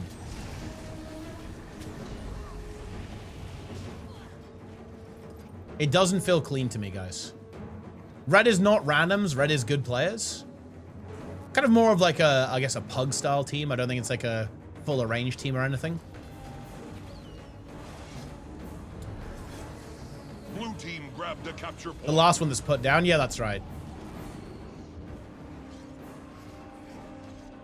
I don't know. Like, I'm worried for the Worms, guys. I am very, very worried for the Worms. Because I think this game should be very straightforward for them, and it's definitely not. Blue team grabbed a capture Man, look how good Signet of the Locust is. 4 boons removed. AoE. That's good. I think that's another really amazing thing about those Reaper builds, is that when you're in that big team fight, you just crush everyone's damage output. You can remove their stability pretty easily, remove protection, might, all that good stuff. Very potent. No Gale Shot, no win. It does feel like the Worms kind of lack a bit of damage. They lack a bit of kill potential with their combo. I'm not sure if they were thing is, I feel like they must have been expecting the Gale Shot, because everyone's been talking about it. Everyone's been saying that Gale Shot is good. So they must have some kind of plan. They must have a plan, guys, on how they're going to deal with 55 when we get to the elimination rounds. Like, I really struggle to imagine a world where they don't have some kind of idea on how to approach it, right? But it looked like they didn't. And I'm not sure about the Luminary, man. I'm not sure about it, like, because it's... Okay, wait, am I cooked? Isn't Luminary just almost like a worse Gale Shot? That's what it feels like to me. Because I get it, it's kind of supposed to be the same thing in a weird way. I guess it's got a bit more support though. You know, you can heal your allies a bit. And you know, you can do some cleansing and stuff. But it's your kind of like damage dealer thingy. But, I don't know. I'm just looking at this comp. And how does the blue team kill the enemy Gale Shot? What class do they have? that kills like Gale that, Shot. Blue team takes a capture point. I'm not sure they have anything, guys. Skyhammer calibrated to blue. I mean, look, it's no Esprit, no win, dude. I don't think Esprit is Nana, right? No, definitely not. No, 100% not. Who is Nana, guys? Like, what's the main account for this character? Why? Look, guys, I am actually... Oh, it's Jelcine. Okay, right. Blue team grabbed the In Guild Wars 3, I am actually setting out some ground rules. I am banning alternative accounts. You're only allowed an alternative account if you name your alt the same as your main. So you can call, your alt the same name as your main. You can't call it some random shit. It is not allowed. I am shutting this down, guys. Yeah. They'll just get permit again? No. When we go to 3, and look, check this out, guys, okay? Do not type Omega lol. When Guild Wars 3 releases, every Guild Wars 2 player will reform instantly. They'll be so inspired by the greatness of the game that they will reform. Just like that, blue team takes a And they will not get permabanned on 3 accounts.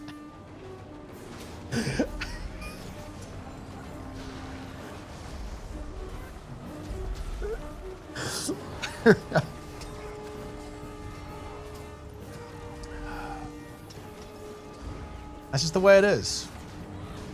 Well, looks like the first team fight was a bit of a fluke. The worms are kind of crushing it now. It's over.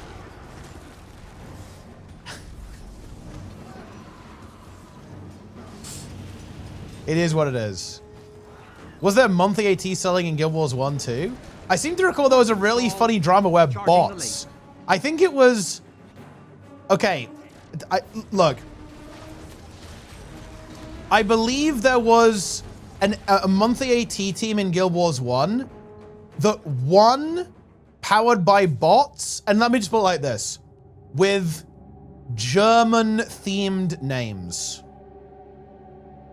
I'll leave it at that. That was the drama that I remember.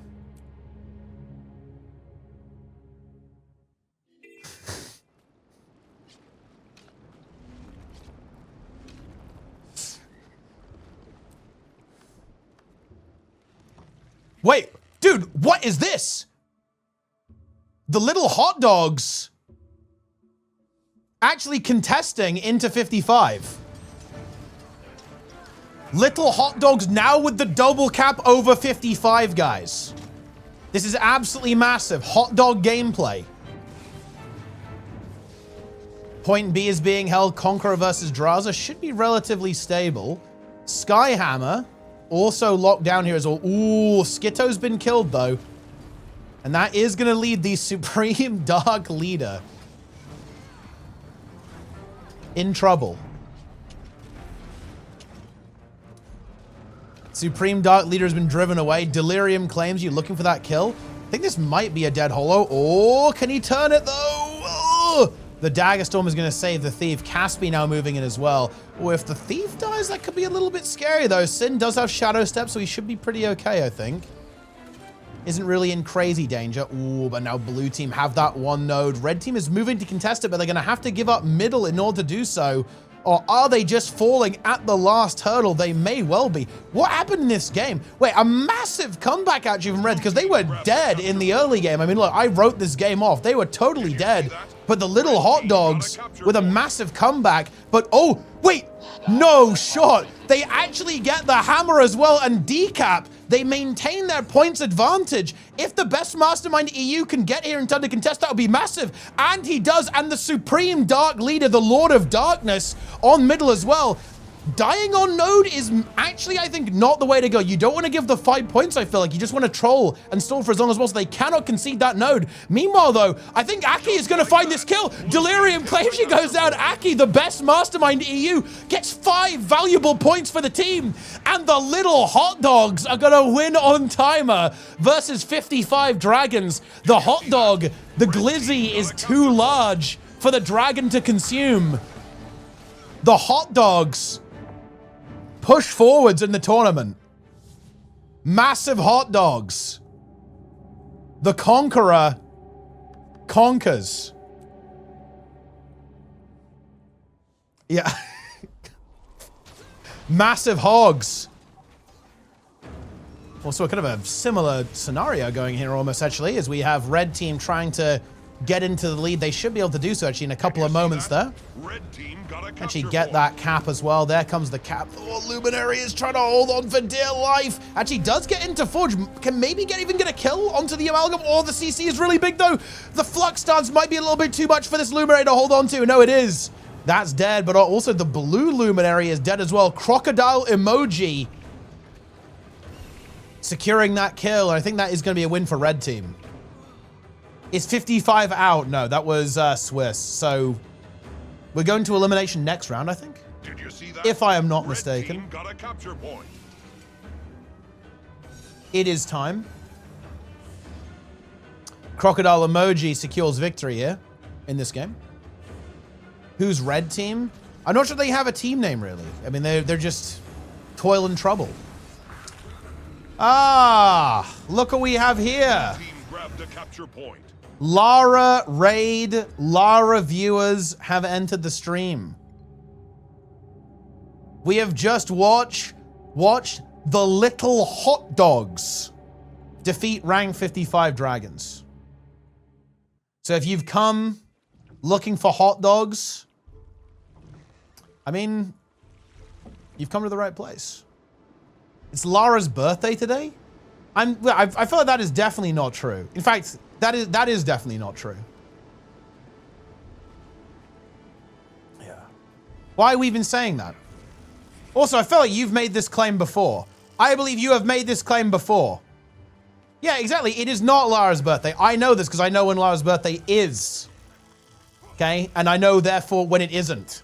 And it isn't today. Guys, do not type Phil's birthday man in the chat. Anyway, thank you for the raid. Lara, hope you had a wonderful stream. Hope you've been enjoying the heat, okay, the temperature. And let's look, guys, you need to buy. Guild Wars 2 is on sale right now.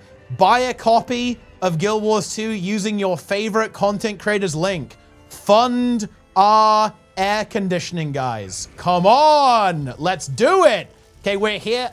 We are here. Look. It is difficult. Do you know how hard the streamer life is? Lara will know what I'm talking about here. Do you know how hard it is to sit around and play video games all day? Okay? I don't think you guys appreciate how difficult that is. Okay? We work hard. We are hard workers. Okay? And that means you need to pay for our air conditioning. And look, well, why do you think I stream PvP? Because PvPer gets permabanned. They use my referral link. A week later, permabanned. Use my referral link. It really is that simple, guys. Okay, so let's have a look at these matchups here.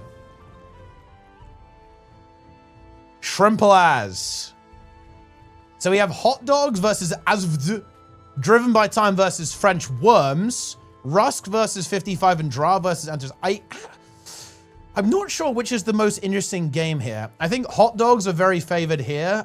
Frenchies are very favored here. 55 are very favored here. I think the most interesting game might be Dra versus Antares, actually. Like this game. It's not RNG elimination, by the way. Elimination in Swiss is deterministic. Especially if you have an initial seed, which they do. It's based off qualifier points. It's actually not RNG whatsoever. I know this because I actually recently wrote an implementation of a Swiss tournament system for one of my software project things. So I want to say this game might be the one to look at. I do think Dra's team is very strong, though. It's so cope that QP always succeeding. It's not cope. That is how it works. If you have more QP, you'll have an easier time in Swiss.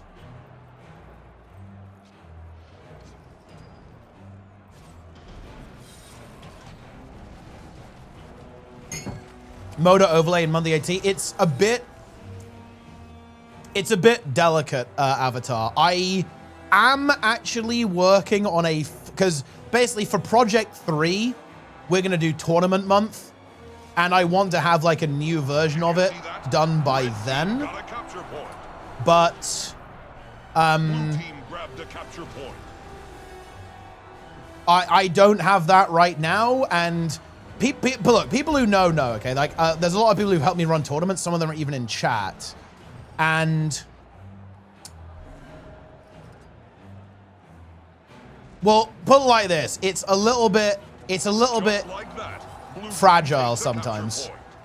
It really doesn't work super well outside of very controlled custom arenas.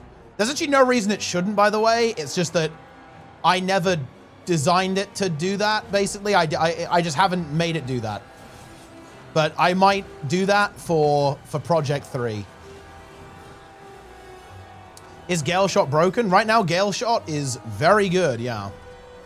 It is pretty much one of the defining factors in all of these games. We do have a downstate here, but it's going to be an instant rally. The banner actually comes on. Was that a wasted banner? It actually is a wasted banner there from the red team there. I don't hate being conservative, to be fair, but it's just kind of worth noting we will not have that resource. Ooh, but yeah, big cleanup actually from the red team, picking up the crocodile emoji, Mayabu and Floor. I like the bleed on Floor as well, though. I think lesser players would have gone for that cleave, but going for that bleed, I think is pretty nice. They've got to be a little bit careful, though. Don't want to let that self-res come through. Maya is now moving in, is targeting Floor as well, is going to go for that res. Yeah, I think red team did need to be aware of that possibility, and that is going to be a res. So, look, for what it's worth, the bleed was correct. Letting it get rezzed was not, obviously.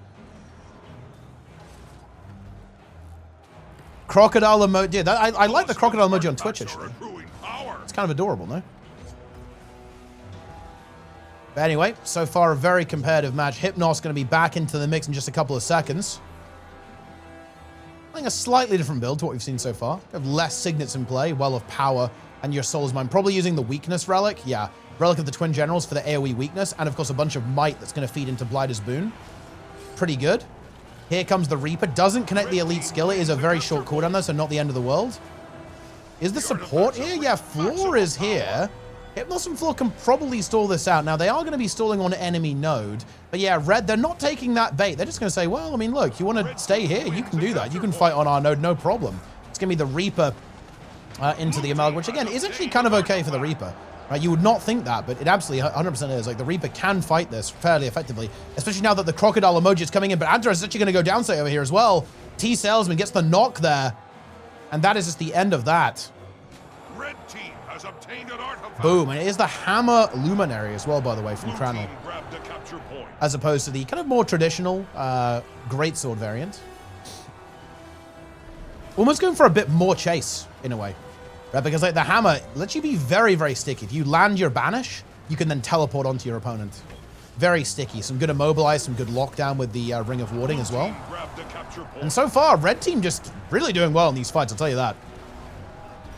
Why 0 Condi Reapers? Because power is better. That's why. I mean, you honestly could play Condi Reaper. It's just that this build is really, really strong. Like, a big strength of Condi Reaper a lot of the time is the durability. Like, is the tankiness. But this build is that, but on another level. And it also has really good boon removal. This is just, it's just better, to be honest. You could play Condi if you wanted to. And just in general, there's a lot of cleanse. Like, unless you're like a conduit, you almost can't apply enough Condis as a Condi Reaper right now. Like, because, you know, you're not... If you can do this, you can play Condi, right? But the thing is that Reaper kind of can't do that, really. Like, Reaper doesn't have, like, that level of Condi insane spike that the Condi Revenant has. So you're just going to get out-cleansed. Like, anytime the support warrior is nearby, it's too much. Even though it did get nerfed and, you know, Calming Tongue cleanses less condies now and We Shall Return cleanses less condies, it's still not enough.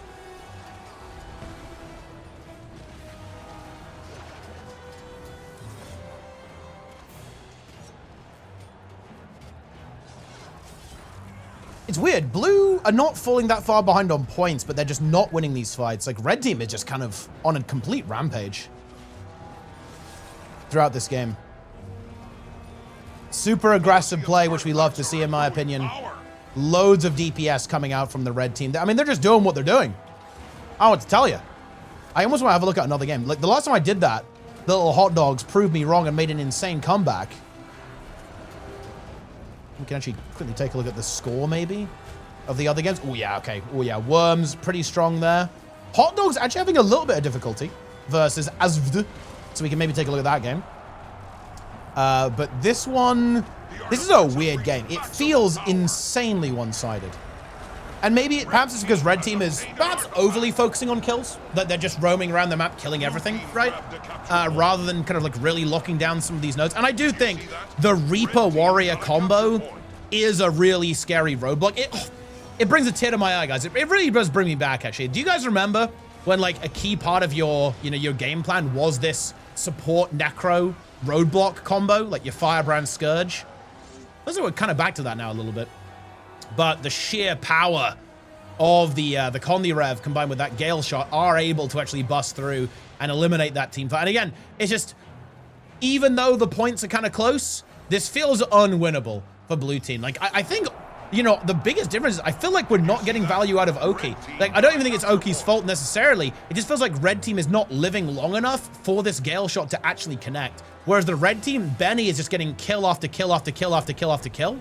And that's because, well, red team's enabling it. Like, red team is surviving really well. Here, obviously, Dra, amazing on this Amalgam. And Void, Kranel, and Shuriken, just immovable objects, like holding firm, solidifying these games, allowing that Gale Shot to connect alongside Kranel for big damage. And just get those kills. And yeah, this is looking like a pretty bleak game, to be honest. Pretty bleak game for the blue team, unfortunately. Nice res there from the crocodile emoji. But where's the kill potential? I'm not sure if it's anywhere. Virtuoso actually does connect onto Benny, gets that kill. There's the kill potential, apparently. Instant banner comes through, but it's actually not even instant enough, quite tragically. But again, the advantage for red is borderline insurmountable, I'm afraid. It's not looking good. Yeah, the hot dogs have kind of run away with their game as well. They maybe had a little bit of some difficulties in the early game, but they seem to have ironed that out. And we're going to be going to semis pretty soon. As yeah, red team going to be finishing up this game, I think. We have Benny grabbing this cap over here. Dra is forced away from the node temporarily there by the Virtuoso and the Reaper. But again, Dra's not really unhappy with this. Like, holding two players here, this is completely fine as long as he doesn't die. And then as soon as the Vert leaves, can obviously go back in for the push. And we'll just start neutralizing this as well. Like, the Reaper can stand toe-to-toe, but like the CC, right, of the NG, like, will eventually take the node away. And the Reaper won't be... You can't stand on the node versus this, right? Like, you can't just, like... You can't tank it. It's a little bit too difficult to do that. With Crocodile Emoji dies here, I think that's kind of the end of the game. Doesn't die just yet. But to be honest, like, red are one kill away from winning.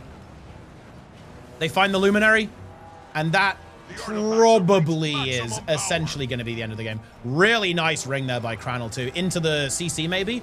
Or Crocodile Emoji gets the stealth off barely, but is it going to be enough? Adelanti moving in, too. There's the kill. Floor has a banner, I believe. No, he doesn't, actually. Already used it. Blue did pick up side nodes there, but again, they just don't have any players left. T-Salesman looking to go for the kill. Benny liberates this node with the assistance of Dra. Hypnos and Antaraz now moving into the mix. But, I mean, this is... it's grim prospects for the blue team here, I'm afraid. A brutal crit comes through there. Portal being set up there by Maya. Maybe wants to kind of bring another player into the mix, perhaps, or simply return after getting a bit of a resustain moment to deny this cap. Kranel starting to get that cap over there. Big team fight going on over here. Dra actually in a little bit of trouble. It's not really a team fight. It's more of a 2v3 kind of situation. Can Dra hold on? He cannot. He is dead, but Red getting this node over here is going to be a really, really big deal, especially seeing as we're holding middle pretty effectively. Atalante and, of course, Shuriken popping off the... Oh, Benny actually gets the res. That is mega disgusting. Holy... Look at that spirit of nature, guys. And they're even going to turn it. Oh, that is repulsively disgusting. Yeah. Instant kill. And the Reaper's going to die as well. Yeah. Benny 1v9. Look at that. Beautiful. Does a little dodge roll there. The swag points. And that's how it is. Red team got a capture point. Now the game really is over. Grab the capture point. Gonna pick up the shield real quick. Both artifacts now secured for the red team. Hypnos maybe getting rezzed here, but to be honest, I don't think it really matters that much. Oh, actually, might not even get it. Gonna go for... Oh, the CC from Dra is very, very big, and that is gonna be a denied res. Very good responsiveness from Dra, and indeed from Benny, or from Atalante as well. Oh, sorry, no, from Void, rather, getting in there to help out with that cleave. And yeah, 400 points to 200. This game ends. It is over.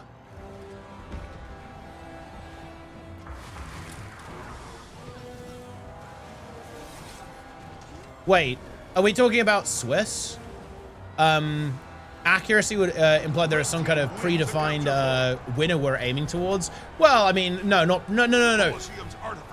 the reason why Swiss is good is because it means that you can't get freak eliminated. It's the same reason why double elimination means the better team wins more often. Swiss is the same. Because it means that you can't just have a bad game and get eliminated from the tournament. Because even really strong teams have a bad game, right? So when you have something like Swiss or double elimination, because you have more attempts, basically, the statistically better team wins more often. Whereas in double elimination, it is, and look, you see this in elimination, actually, because in elimination, it's best of one, right? Sometimes upsets happen.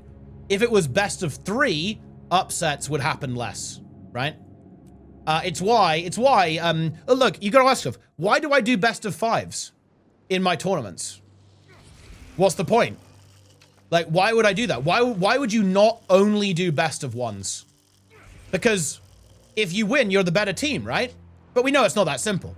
You can have a bad match. You can throw, right? Like, you can make a big mistake, right? That costs you the game, right? All of those things can happen.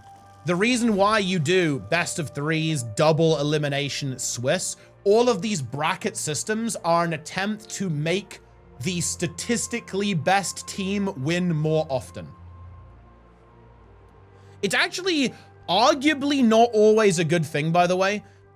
If your game is not volatile at all, in a way it can be boring. So you have to be a bit careful with it. But I think it is, when you have really close games, it's very exciting. And yeah, obviously another big motive for having like longer series is more content as well, of course. There's nothing crazier than like, you know, a best of 7 going to all 7 matches. Oh, Worms! Worm Operations versus 55. It's gonna be the Little Hot Dogs versus Team Dra. What is Team Dra team name? They need a team name. We actually have 3 teams with a team name. French Worms, or other Scuffed Worms. The Little Hot Dogs. And then, of course, rank 55 Dragons. Then Team Dra. Look, it is... Okay, so yeah. Guys, who do we think? If the Little Hot Dogs are going monthly AT finals, please type Looney Tuesday in the chat. Do core classes you play in PvP? Only elite specs? Only elite specs in serious play. But it's not impossible for core classes do pop up very occasionally. Man, both these games are kind of hype, actually. Oh, it's Kylo. That's the cursed map for 55. All right. 55 versus French Worms. Do the Worms have the solution? They struggled a lot versus this composition from rank 55 Dragons. Probably not a map 55 are super happy to actually see here. Very linear, very small. Might allow worms to rotate more effectively here. Syndrana on the Deadeye. Delirium claims you, aka Time Fate Karma, aka Black Merlin. Here on the Thief, the Deadeye. Relic of the Unseen Invasion. Caspi, also known as Caspi, also known as Taco Cat. On the Konurev. Carrying an amulet, bit of a counterpick there, because of course there's a lot of condition pressure there. Wants to just have that extra vitality to avoid death, alongside the Rune of Resistance for that reduced incoming condition duration. A Keem Relic for even more throughput. Wait, we actually do have rerolls coming through. Oh no! Misha on support warrior, Boyce. Busting out the Gale Shot, Draza on Amalgam. Worms, activate. Full bunker. Celebi, bunker luminary. Nana, aka Gelsine, bunker luminary. Glint 1v9, bunker luminary. And then it's double support warrior, guys. It is double support warrior from Sakaya and Goku. Will this work? I mean, honestly, not the worst map for it. They're gonna have, the thing is though, they're gonna have to be fast. The thing that almost concerns me is that do they have the speed to actually keep up with the Thief and the Gale Shot? Boyce and Sind are so fast. Now, if they're able to get some of these caps and stabilize this game, and these warriors are able to rotate and prevent kills from coming through and just survive these fights, then there's some potential. And Red Team do find the cap actually, but I feel like this is the scary moment here. In a way, is how do you deal with this? Like, how do you deal with a scenario where you have this 3v3 going there, this warrior is going to be chased down, and then you have to wait while this rotation comes through? And then similarly, how do you then deal with a potential counter rotation back to the windmill? I think it's so easy. I feel like it's so easy for Red Team to lose the game here. They have to play so defensively, so carefully. The second support warrior from Goku is now moving in. Can they survive this onslaught? I don't think so. Can Goku find this res? He actually gets a beautiful res there from Goku. But is it enough? There's just too much damage. Can this warrior hold on somehow, some way? Is the healing enough? It is somehow maybe gonna be a survival here. War Banner available. The sustain is good. And Worms actually get themselves a 29-point advantage. The Thief gets the decap there as well from Sind, but is that going to be good enough? The bunker guard is already moving forwards towards that situation, going for that recap. Snarferin in trouble though. Endure Pain is going to be pretty nifty versus the Thief and the Gale Shot. There's the Sanctuary going down there as well, the projectile block. Obviously very strong, actually, against this composition. Can they hold on, though? The hold from the Worms is remarkable. The cap comes through. I want to see, is that node being capped? No, the node is very neutral over there. Neither player able to really get much of a decap situation. Of course, both players having some decap potential. Goku already chasing the Thief. Very sharp rotations from the French warrior. Oh, Glint in trouble, has to pop the renewed. Very low cooldowns here. But look at that burst healing. Delirium claims you, looking for that kill. A beautiful stun comes through, but is it enough to defeat the Worms? It doesn't look like... What am I watching, guys? What is happening? Snarferin in so much trouble there. The barrier is big. Endure Pain is up in a couple of seconds. He has to hold on for just a little while longer. They really don't want to concede middle. They don't have to either as well. One bunker is still in play. Oh, that's a really nice Sanctuary there. For the warrior, able to sustain pretty nicely. Blue team trying to find a cap. Oh, bear in mind, red really don't want to give a cap. This node is actually a really big problem, guys. Red need to think about this. They need to force some node neutralization here. If this cap comes through, it's going to be very, very just. That was actually a really good push there. I think it did take a couple of ticks off. That makes things a lot more comfortable here for French Worms. But bear in mind, their comp is so slow, and they have such a limited ability to actually prevent any kind of.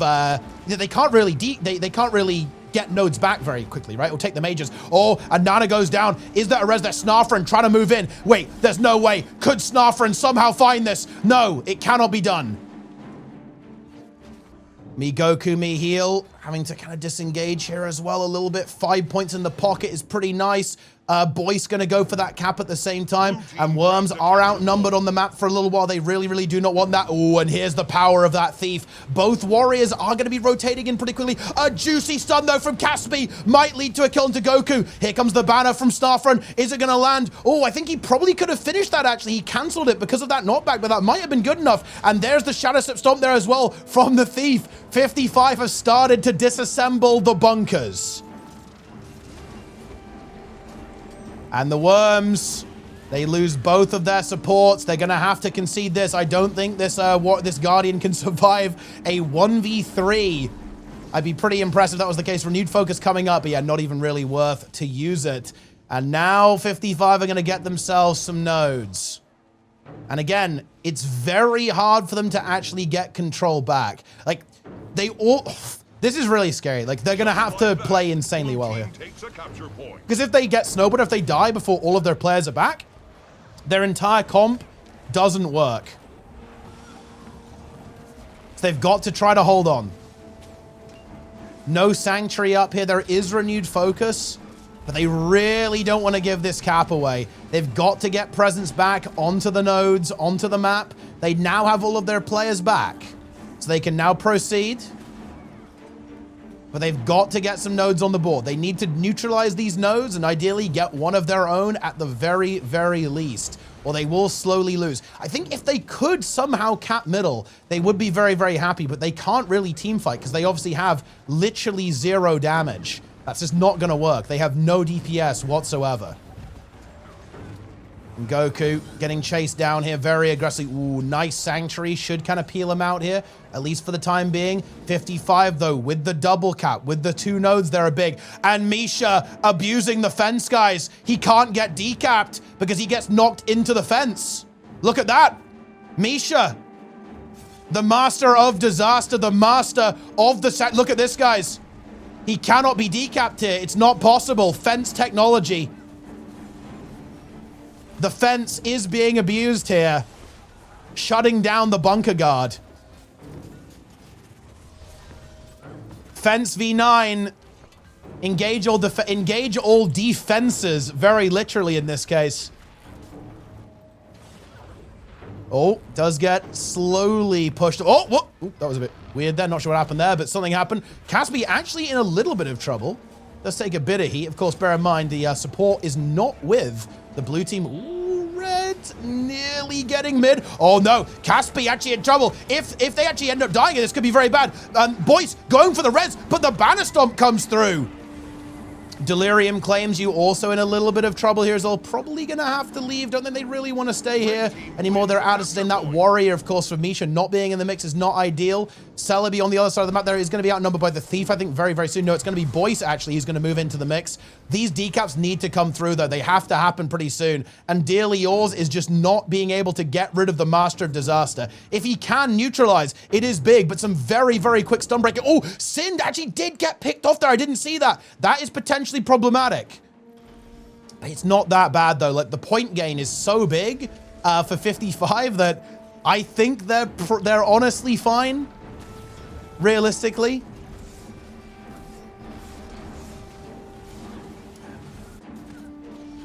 Dearly Yours trying to get the decap, but it's not happening. Dude, I can't believe this. The fence is just unplayable. Like, this is, you know, you would think this is not the best, not the worst map for this type of build, but actually it's fucking horrible. Look, the fence and the hedge are ending them. Look at Draza. He's AFK on the hedge. These builds are useless. They are completely unusable. The entire strategy from French Worms is being countered by the fence. Banner comes through. There is a Sanctuary available. Worms are still holding middle. But they need to get some kind of, they need something more than this. And yeah, like there's a couple of ticks left over here. Maybe they can somehow find this, but how do they ever get 2-cap? The thing is they need a 2-cap now. Just one node We're past that point. Like, it's not going to win the game for the red team anymore. They must find a way to get 2 nodes and probably the third one neutral. And I just really don't see that happening, especially seeing as Aegis Luminous is in so much trouble. Completely outnumbered. Is there any some good movement here and some good kiting here? The Sanctuary is going to get dropped out, and this Luminary is actually going to survive with a little bit of support coming through there from Zig Zig Zig at the same time. But I think it's not looking good whatsoever, as I'm just not really seeing a universe where we have that double cap that red team so desperately needs. It looked good at the start. It looked strong at the start, but look at that. Those kills just came through. The nodes got captured, and blue have just held on to them the entire time. They have not yielded. Good Sanctuary should keep Glint alive here, at least for the time being. Is there a neutralization possibility anywhere? It's just not happening. I think with this Luminaries almost just giving up at this stage. It's just not going to happen. We do actually get the decap there versus Misha. But again, we need this to be red if red team wants to win. A single cap is not going to cut it, even if they are able to decap the mansion. And the mansion just looks unplayable. Like, I can't believe this, guys. This is not even a case of the red team losing. Like, they are losing to an inanimate object, guys. They are losing to a fence and a shrubbery. That is the end game here. Boyce has truly communed with the spirit of nature. He grew the hedge himself. And I think it is only a matter of time until we see a rank 55 Dragons victory and French Worms are eliminated. It would be, like, if this had been Sky... You know what's crazy? If this had been Skyhammer, guys, I think Worms win, right? There's probably nothing that 55 can do.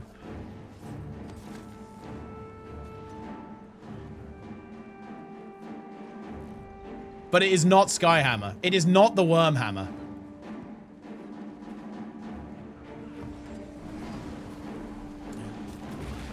Snarfer falls, Goku banners. He gets it. So I think red team are probably okay to kind of sustain here a little bit. But again, yeah, look at this gameplay. Look, bro, fucking, look, the hedge is too strong. I don't have to tell you guys. The hedge wins. It cannot be defeated. And Snarfer falls. Nice Sanctuary, but that res is not going to happen. Demon Queen Relic there from Caspi also putting in the work. Draza also playing like a Giga Tank build. Of course, the Amalgam build. Very difficult. Like, you know, the Luminary can't really touch it, obviously. It is a bunker Luminary after all. But I mean, what an attempt. What an attempt, guys, by the Worms. Like, it's actually kind of a shame it's on this map, because this really was not the map for this comp actually to work out. Like, I forgot about the fence, I forgot about the hedge, but they are hard countered by the terrain on this map. Who would have seen that one coming? How's the other game going? Oh, we actually might want to hop onto it, guys, because I think this is on, yeah, it actually is unwinnable. Blue team win. They can only get a maximum of 180 points in 2 minutes. Game is over.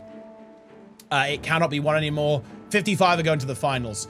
The little hot dogs.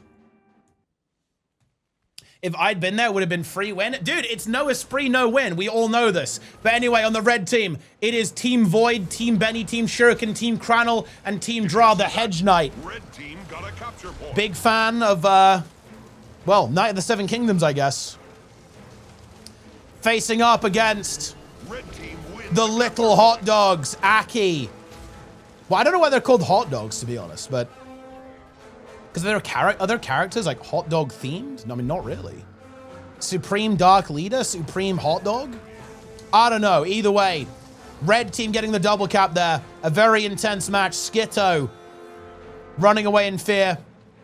If you guys want the little hot dogs to win, Looney Tuesday in the chat.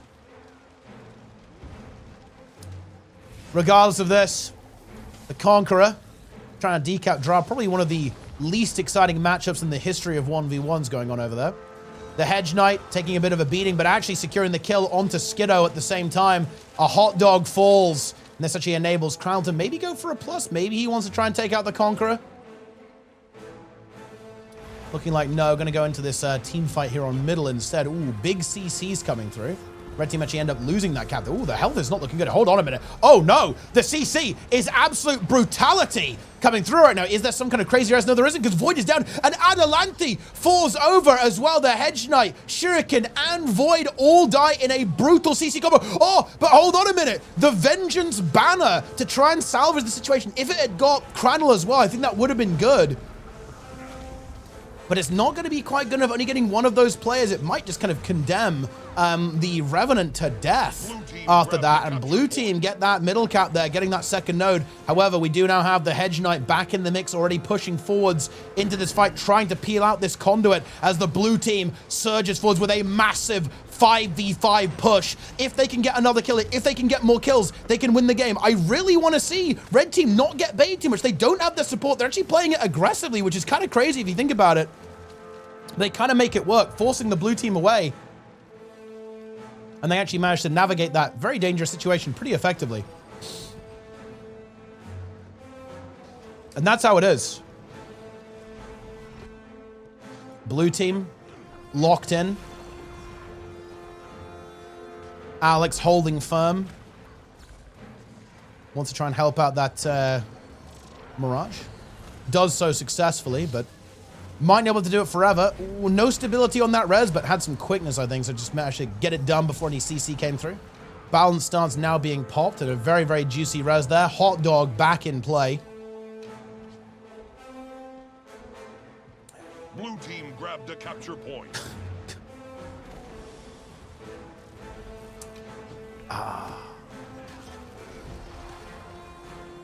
And a very intense match. Weirdly enough, though, like, the fight doesn't feel that crazy. Things kind of proceeding. We had that very intense moment of action, but now not so much. Red team actually lands a big CC onto that support warrior. Not going to get that kill yet. Ooh, Dra does get taken out by the Mirage. The devastating attack of Skitto secures that kill. Very good. And that actually is a very big moment here for the blue team, because that might allow them to lock this game in. They're going to get this decap here on the windmill. There it goes.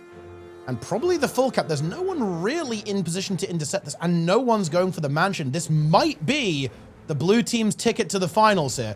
They lose their Mirage, but actually, can Cranel even finish this? The Supreme Dark Leader coming in to go for that res. Massive cleave there from the Revenants and that Guardian at the same time. But to be honest, all blue needs to do is not feed. Yeah, the Supreme Dark Leader realizes that. Why are we fighting on middle? Screw that. Just leave the Conqueror over here and go and defend the mansion. We basically get a guaranteed victory here. Like, unless blue team throws in a cataclysmic way, I don't really see a lot of win potential here. I almost would have liked to see the Conqueror just kind of like suicide there and just like stay on the point and just kind of go for that win there, but actually does manage to kind of force Benny just to leave and just get that no neutral once again. But the blue team find the kills. Void goes down, Shuriken goes down, and that is going to be the end of that. Game over. Blue team, Team Aki, Team Hot Dog. They go to face rank 55 Dragon, the team who they actually did defeat on the Skyhammer in the Swiss. Will they be able to replicate that? Will the Hot Dogs be capable of defeating rank 55 Dragons in monthly AT Grand Finals? That's the big question, guys. That is the big question.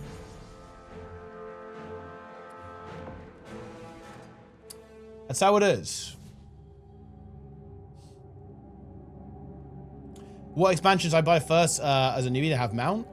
Buy Heart of Thorns and Path of Fire. That will get you a bunch of stuff in order, and it will also give you mounts. Boom. And here it is, guys. The grand finals for the Skull and Crossbones pirate-themed monthly AT Gizmo.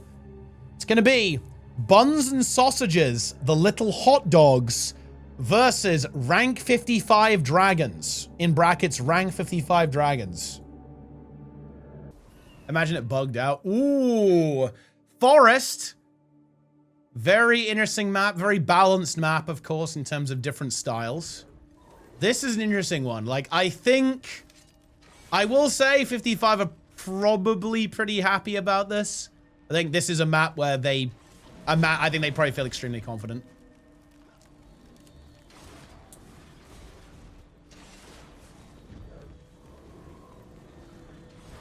And to be fair, Legacy would be just instant GG, because a Legacy is so wide and open that the Gale shot would just be unstoppable. So that's kind of worth noting. So there could be a better map. I think the best map for 55 would probably just be Legacy. Because like on Legacy, you can't contest the Gale shot effectively.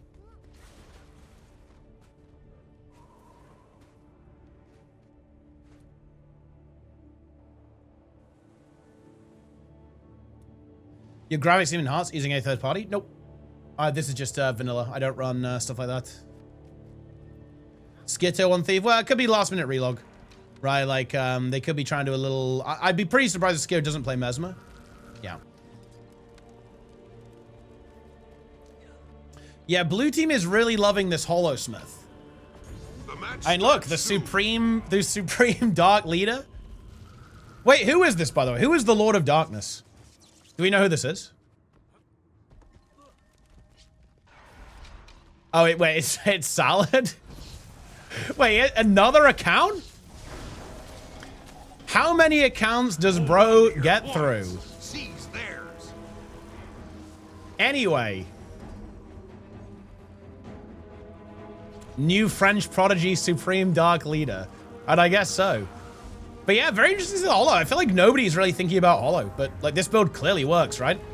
Big stealth opener though from 55, unleashing onto Alex. Big La. But honestly, the blue team seemed to handle it pretty well. Don't get immediately picked off at the very least. Oh, that's a lot of damage though, and this warrior actually a little bit isolated. Needs to try and leap away. Is able to do so. But the blue team are unrelenting. The barrier comes through. The leap is nice. Some super clean kiting here. But the movement from red team is even better, actually, I'd say. Very good peel and survives, though, from Alex. Can he somehow hold on?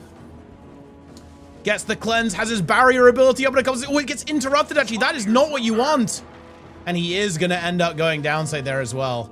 Meanwhile, we actually have the Mirage trying to go for a kill onto Draza, who's pushing across. Actually get it, so they do trade a kill. And Misha not going to be able to make it. That fight lasted a little bit too long to actually secure that. Meanwhile, the Supreme Lord of Darkness should be kind of okay to at least stall this fight a little bit, while one Amalgam, of course, crosses across the map a little bit. Oh, it's a little bit rough, though, as well. The Elixir gun is a bit too much. The damage there from Caspi with the Thief is just a bit too much. However, Boyce is eliminated. At the same time, can the best Mastermind actually secure this kill, though? Mirage coming in. Oh, Sin's got to be careful, actually. I think he's got to be careful with that res. He does not want to die there. Misha going to come in for those. Blue team need to cleave this. The res is going to come through. Is it going to land? I don't think it is. Yeah, Sin didn't commit to that. That was smart. He saw that Mesmer coming, didn't go for it. And here we go. A very intense match so far, though. And 55, not running away with it just yet. I've got to say, I do think Caspi is completely, almost like unanswered in these fights. That Condi rev is just so obnoxious for blue team to deal with. He is the rock. He is the wall. New character name for Caspi, alongside Taco Cat, the wall. Blue team kind of picking that up. Well, yeah, I think, yeah, we see the beast coming through from Conqueror. I actually like that. It's a good time to go for it. Of course, does kind of leave them a little bit outnumbered. They've got to be careful. Oh, and the Mirage gets sniped by the Deadeye, a little bit exposed. And the Warrior goes down here as well. I think blue maybe just a little bit too aggressive there, right? They didn't have that fourth player. They were 4v3, right? While their Elementalist was going for the Beast. And they get punished. And now, of course, that's very, very bad news for the best Mastermind EU, who's going to find himself in this 1v2 once again. We're going to need to see a bit of a miracle. We've seen Aki do some pretty insane stuff, so maybe we can see some Miracoli here. Can it happen? If he doesn't die, this is pretty sick. Draza actually surprisingly not pushing for that kill. Like, fairly passive play. Maybe worried about a decap or something. Boyce going for the sneak onto the Henge. Mirage now moving into the mix there as well, off respawn. No support warrior for blue. Will be back in a couple of seconds, though.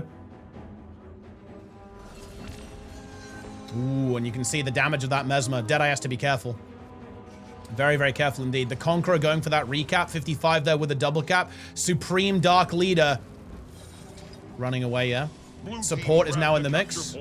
Blue get that cap, but they need more. Where's their opening gonna be? That's the big question. Looks like they might end up going for this team fight, but I don't know. I feel the team fight is not where they want to be, to be honest. I think they need to split the map up a little bit. I think they want to defuse this, try to play 3 as much as possible, because the team fight just feels so scary with the Gale shot against them, with the Kondirev against them. Just seems very hard to win the team fight. Oh, hold on though. Sin potentially in a little bit of trouble here. Caspi now moves into the mix there as well. Full cleanse coming through there from the Supreme Dark Leader. Alex moving in there for the support at the same time. Yeah, this is tough though. Gonna have to try and play this 1v1. A lot of cleanse there, so maybe this holo can actually do pretty well into that. We do actually have the Mastermind getting this decap, so only middle remains captured for the red team. There's some potential there. The Conqueror in quite a bit of trouble. They're trying to sustain there, getting some good cleanse there. Alex, I gotta say, man, Alex's gameplay has been fucking nice this entire tournament, actually, to be fair. Very, very good rotation, I think, out of this warrior. Immediately just resustains that, now pushes out there as well. I'm a bit worried about the Mirage. Does have Distort and a shield block. And a blink, of course, but this is super scary. Trying to turn it around onto, of course, Misha, not really able to do too much into that Mirage. Or Alex gets eviscerated, though, trying to cross over the Thief, and that devastating Gale shot just go for that lethal snipe. A res is being attempted here. Not sure if we can get that, though. This seems very ambitious, of course, with the Thief and the Gale shot kind of present at that point. So yeah, that's not really going to work out super well. Quite a bit of damage now coming through onto the Thief is going to get driven away. And I don't think Boyce is really going to want to push into the Toad with this setup here. And we do actually see the decap. Ooh, hold on, though. Alex is back in a couple of seconds, but once again, this Mirage is so scary. Dude, Skitto having that covers, I respect this, but surely this cannot be the play! Yeah, okay. It was not the play. Anyway, Supreme Dark Leader. Trying to activate. This holo build is kind of putting in the work, though. The holo build is a problem, guys. It's just being so annoying for 55. And actually, dude, I'm not gonna lie, Aki is also... I feel like Aki is full of hunger. Aki is ravenous, wanting to go for this victory. Doing some pretty insane stuff here on this Amalgam build on fire, actually. Doing some insane work. Mirage now pushes in as well at the same time. Conqueror just kind of teasing for the beast there, playing pretty defensively. Mastermind needs to be careful, though, and so does Skitto at the same time. But hold on, Sind could be exposed here. Could he be killed? If that Thief goes down, and he does, Misha may go for the res, but is it going to be also... Oh, he ports out of it! That's going to have to be a retarget. He does get it, though. That's the good news, but he dies again! Massive cleave coming through, and that Thief has been wiped off the map. And of course, that's going to reset this. Misha's not going to want to play this 1v1. Draza did pick up the node, which is big, but we've seen how good Aki is in this 1v1, especially when assisted by that Mirage coming through at the same time. Sin is going to be back in a couple of seconds, might try to actually help out Draza. I think Skiddo almost kind of anticipating that this might be going on. Oh, if Draza dies, that will be catastrophic. And Draza actually does go down there. Aki going to go for the stomp. Sin will not be able to reinforce that. Oh, but we need to track the Thief, though. Blue team need to recognize where Sind is. He's going straight for the Conqueror. And that means there needs to be a response from Skitto. Can Notamelon hold on? It's going to be so unbelievably difficult. Can he hold? There's no elite skill. If the elite was available, that'd be big. Oh, yeah.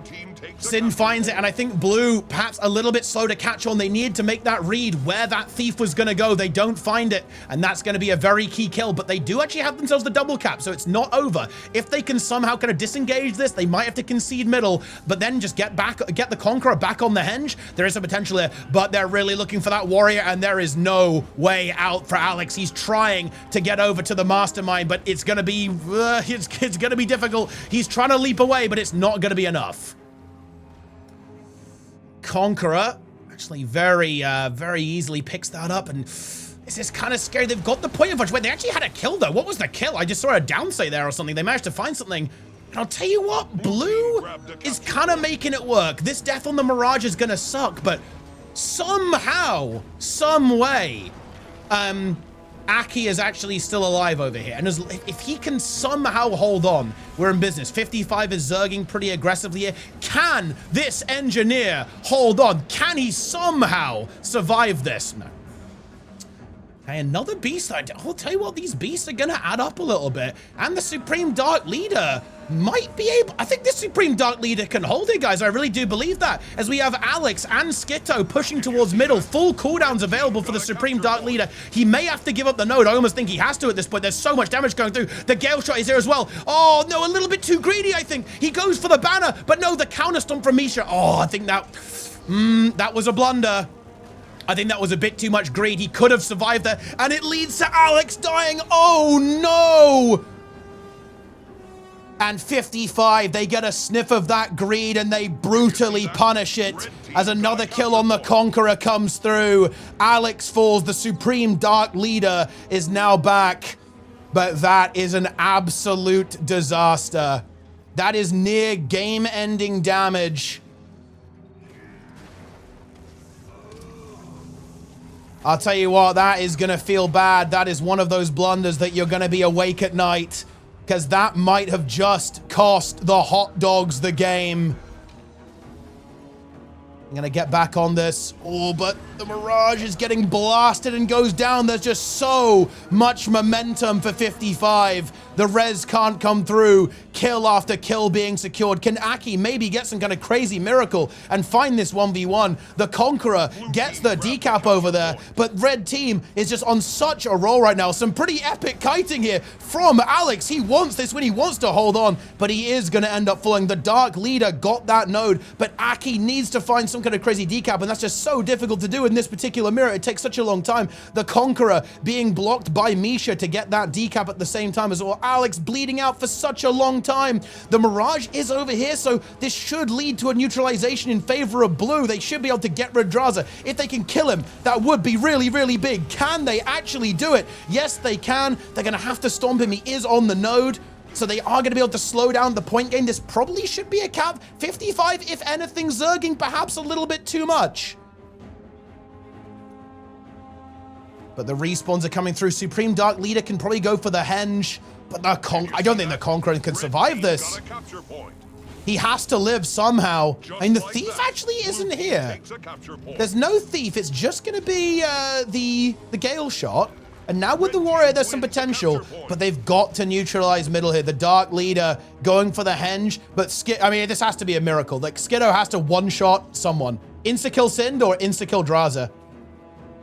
What's it gonna be? It's gonna be, he's gonna go for the Thief? Can we see this kill? Sind's wise, he plays smart. He knows they're winning right now. He knows all they have to do is not troll. Return. Boyce now moving in as well. Cheeky decap there will be matched, I think, potentially by the Mirage. Yeah, I think it will be. So nothing gonna happen there at least.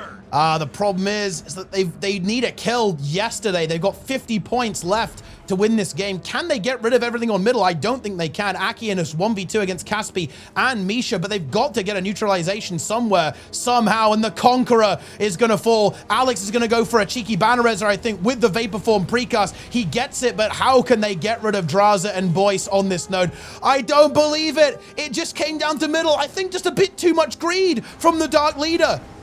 They had a good disengage. They had a good restack. They're playing for the beast, but it's nowhere near enough points, I'm afraid, at this stage. What a game from the Hot Dogs. They won it in Swiss, but they're not going to win it in the finals. Caspi falls at the last second in this game. A second beast. It's going to be so painfully close as the second beast falls to the Hot Dogs, but the game falls to rank 55.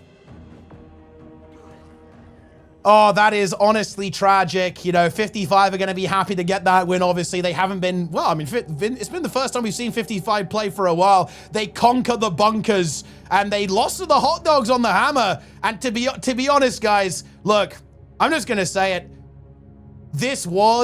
I want to give a lot of credit here to the Hot Dogs. And maybe this is going to sound like a really backhanded compliment, but this was their game, man. Like, they had it, and unfortunately, just one critical mistake. They absolutely had it in the bag. They had 55 by the balls.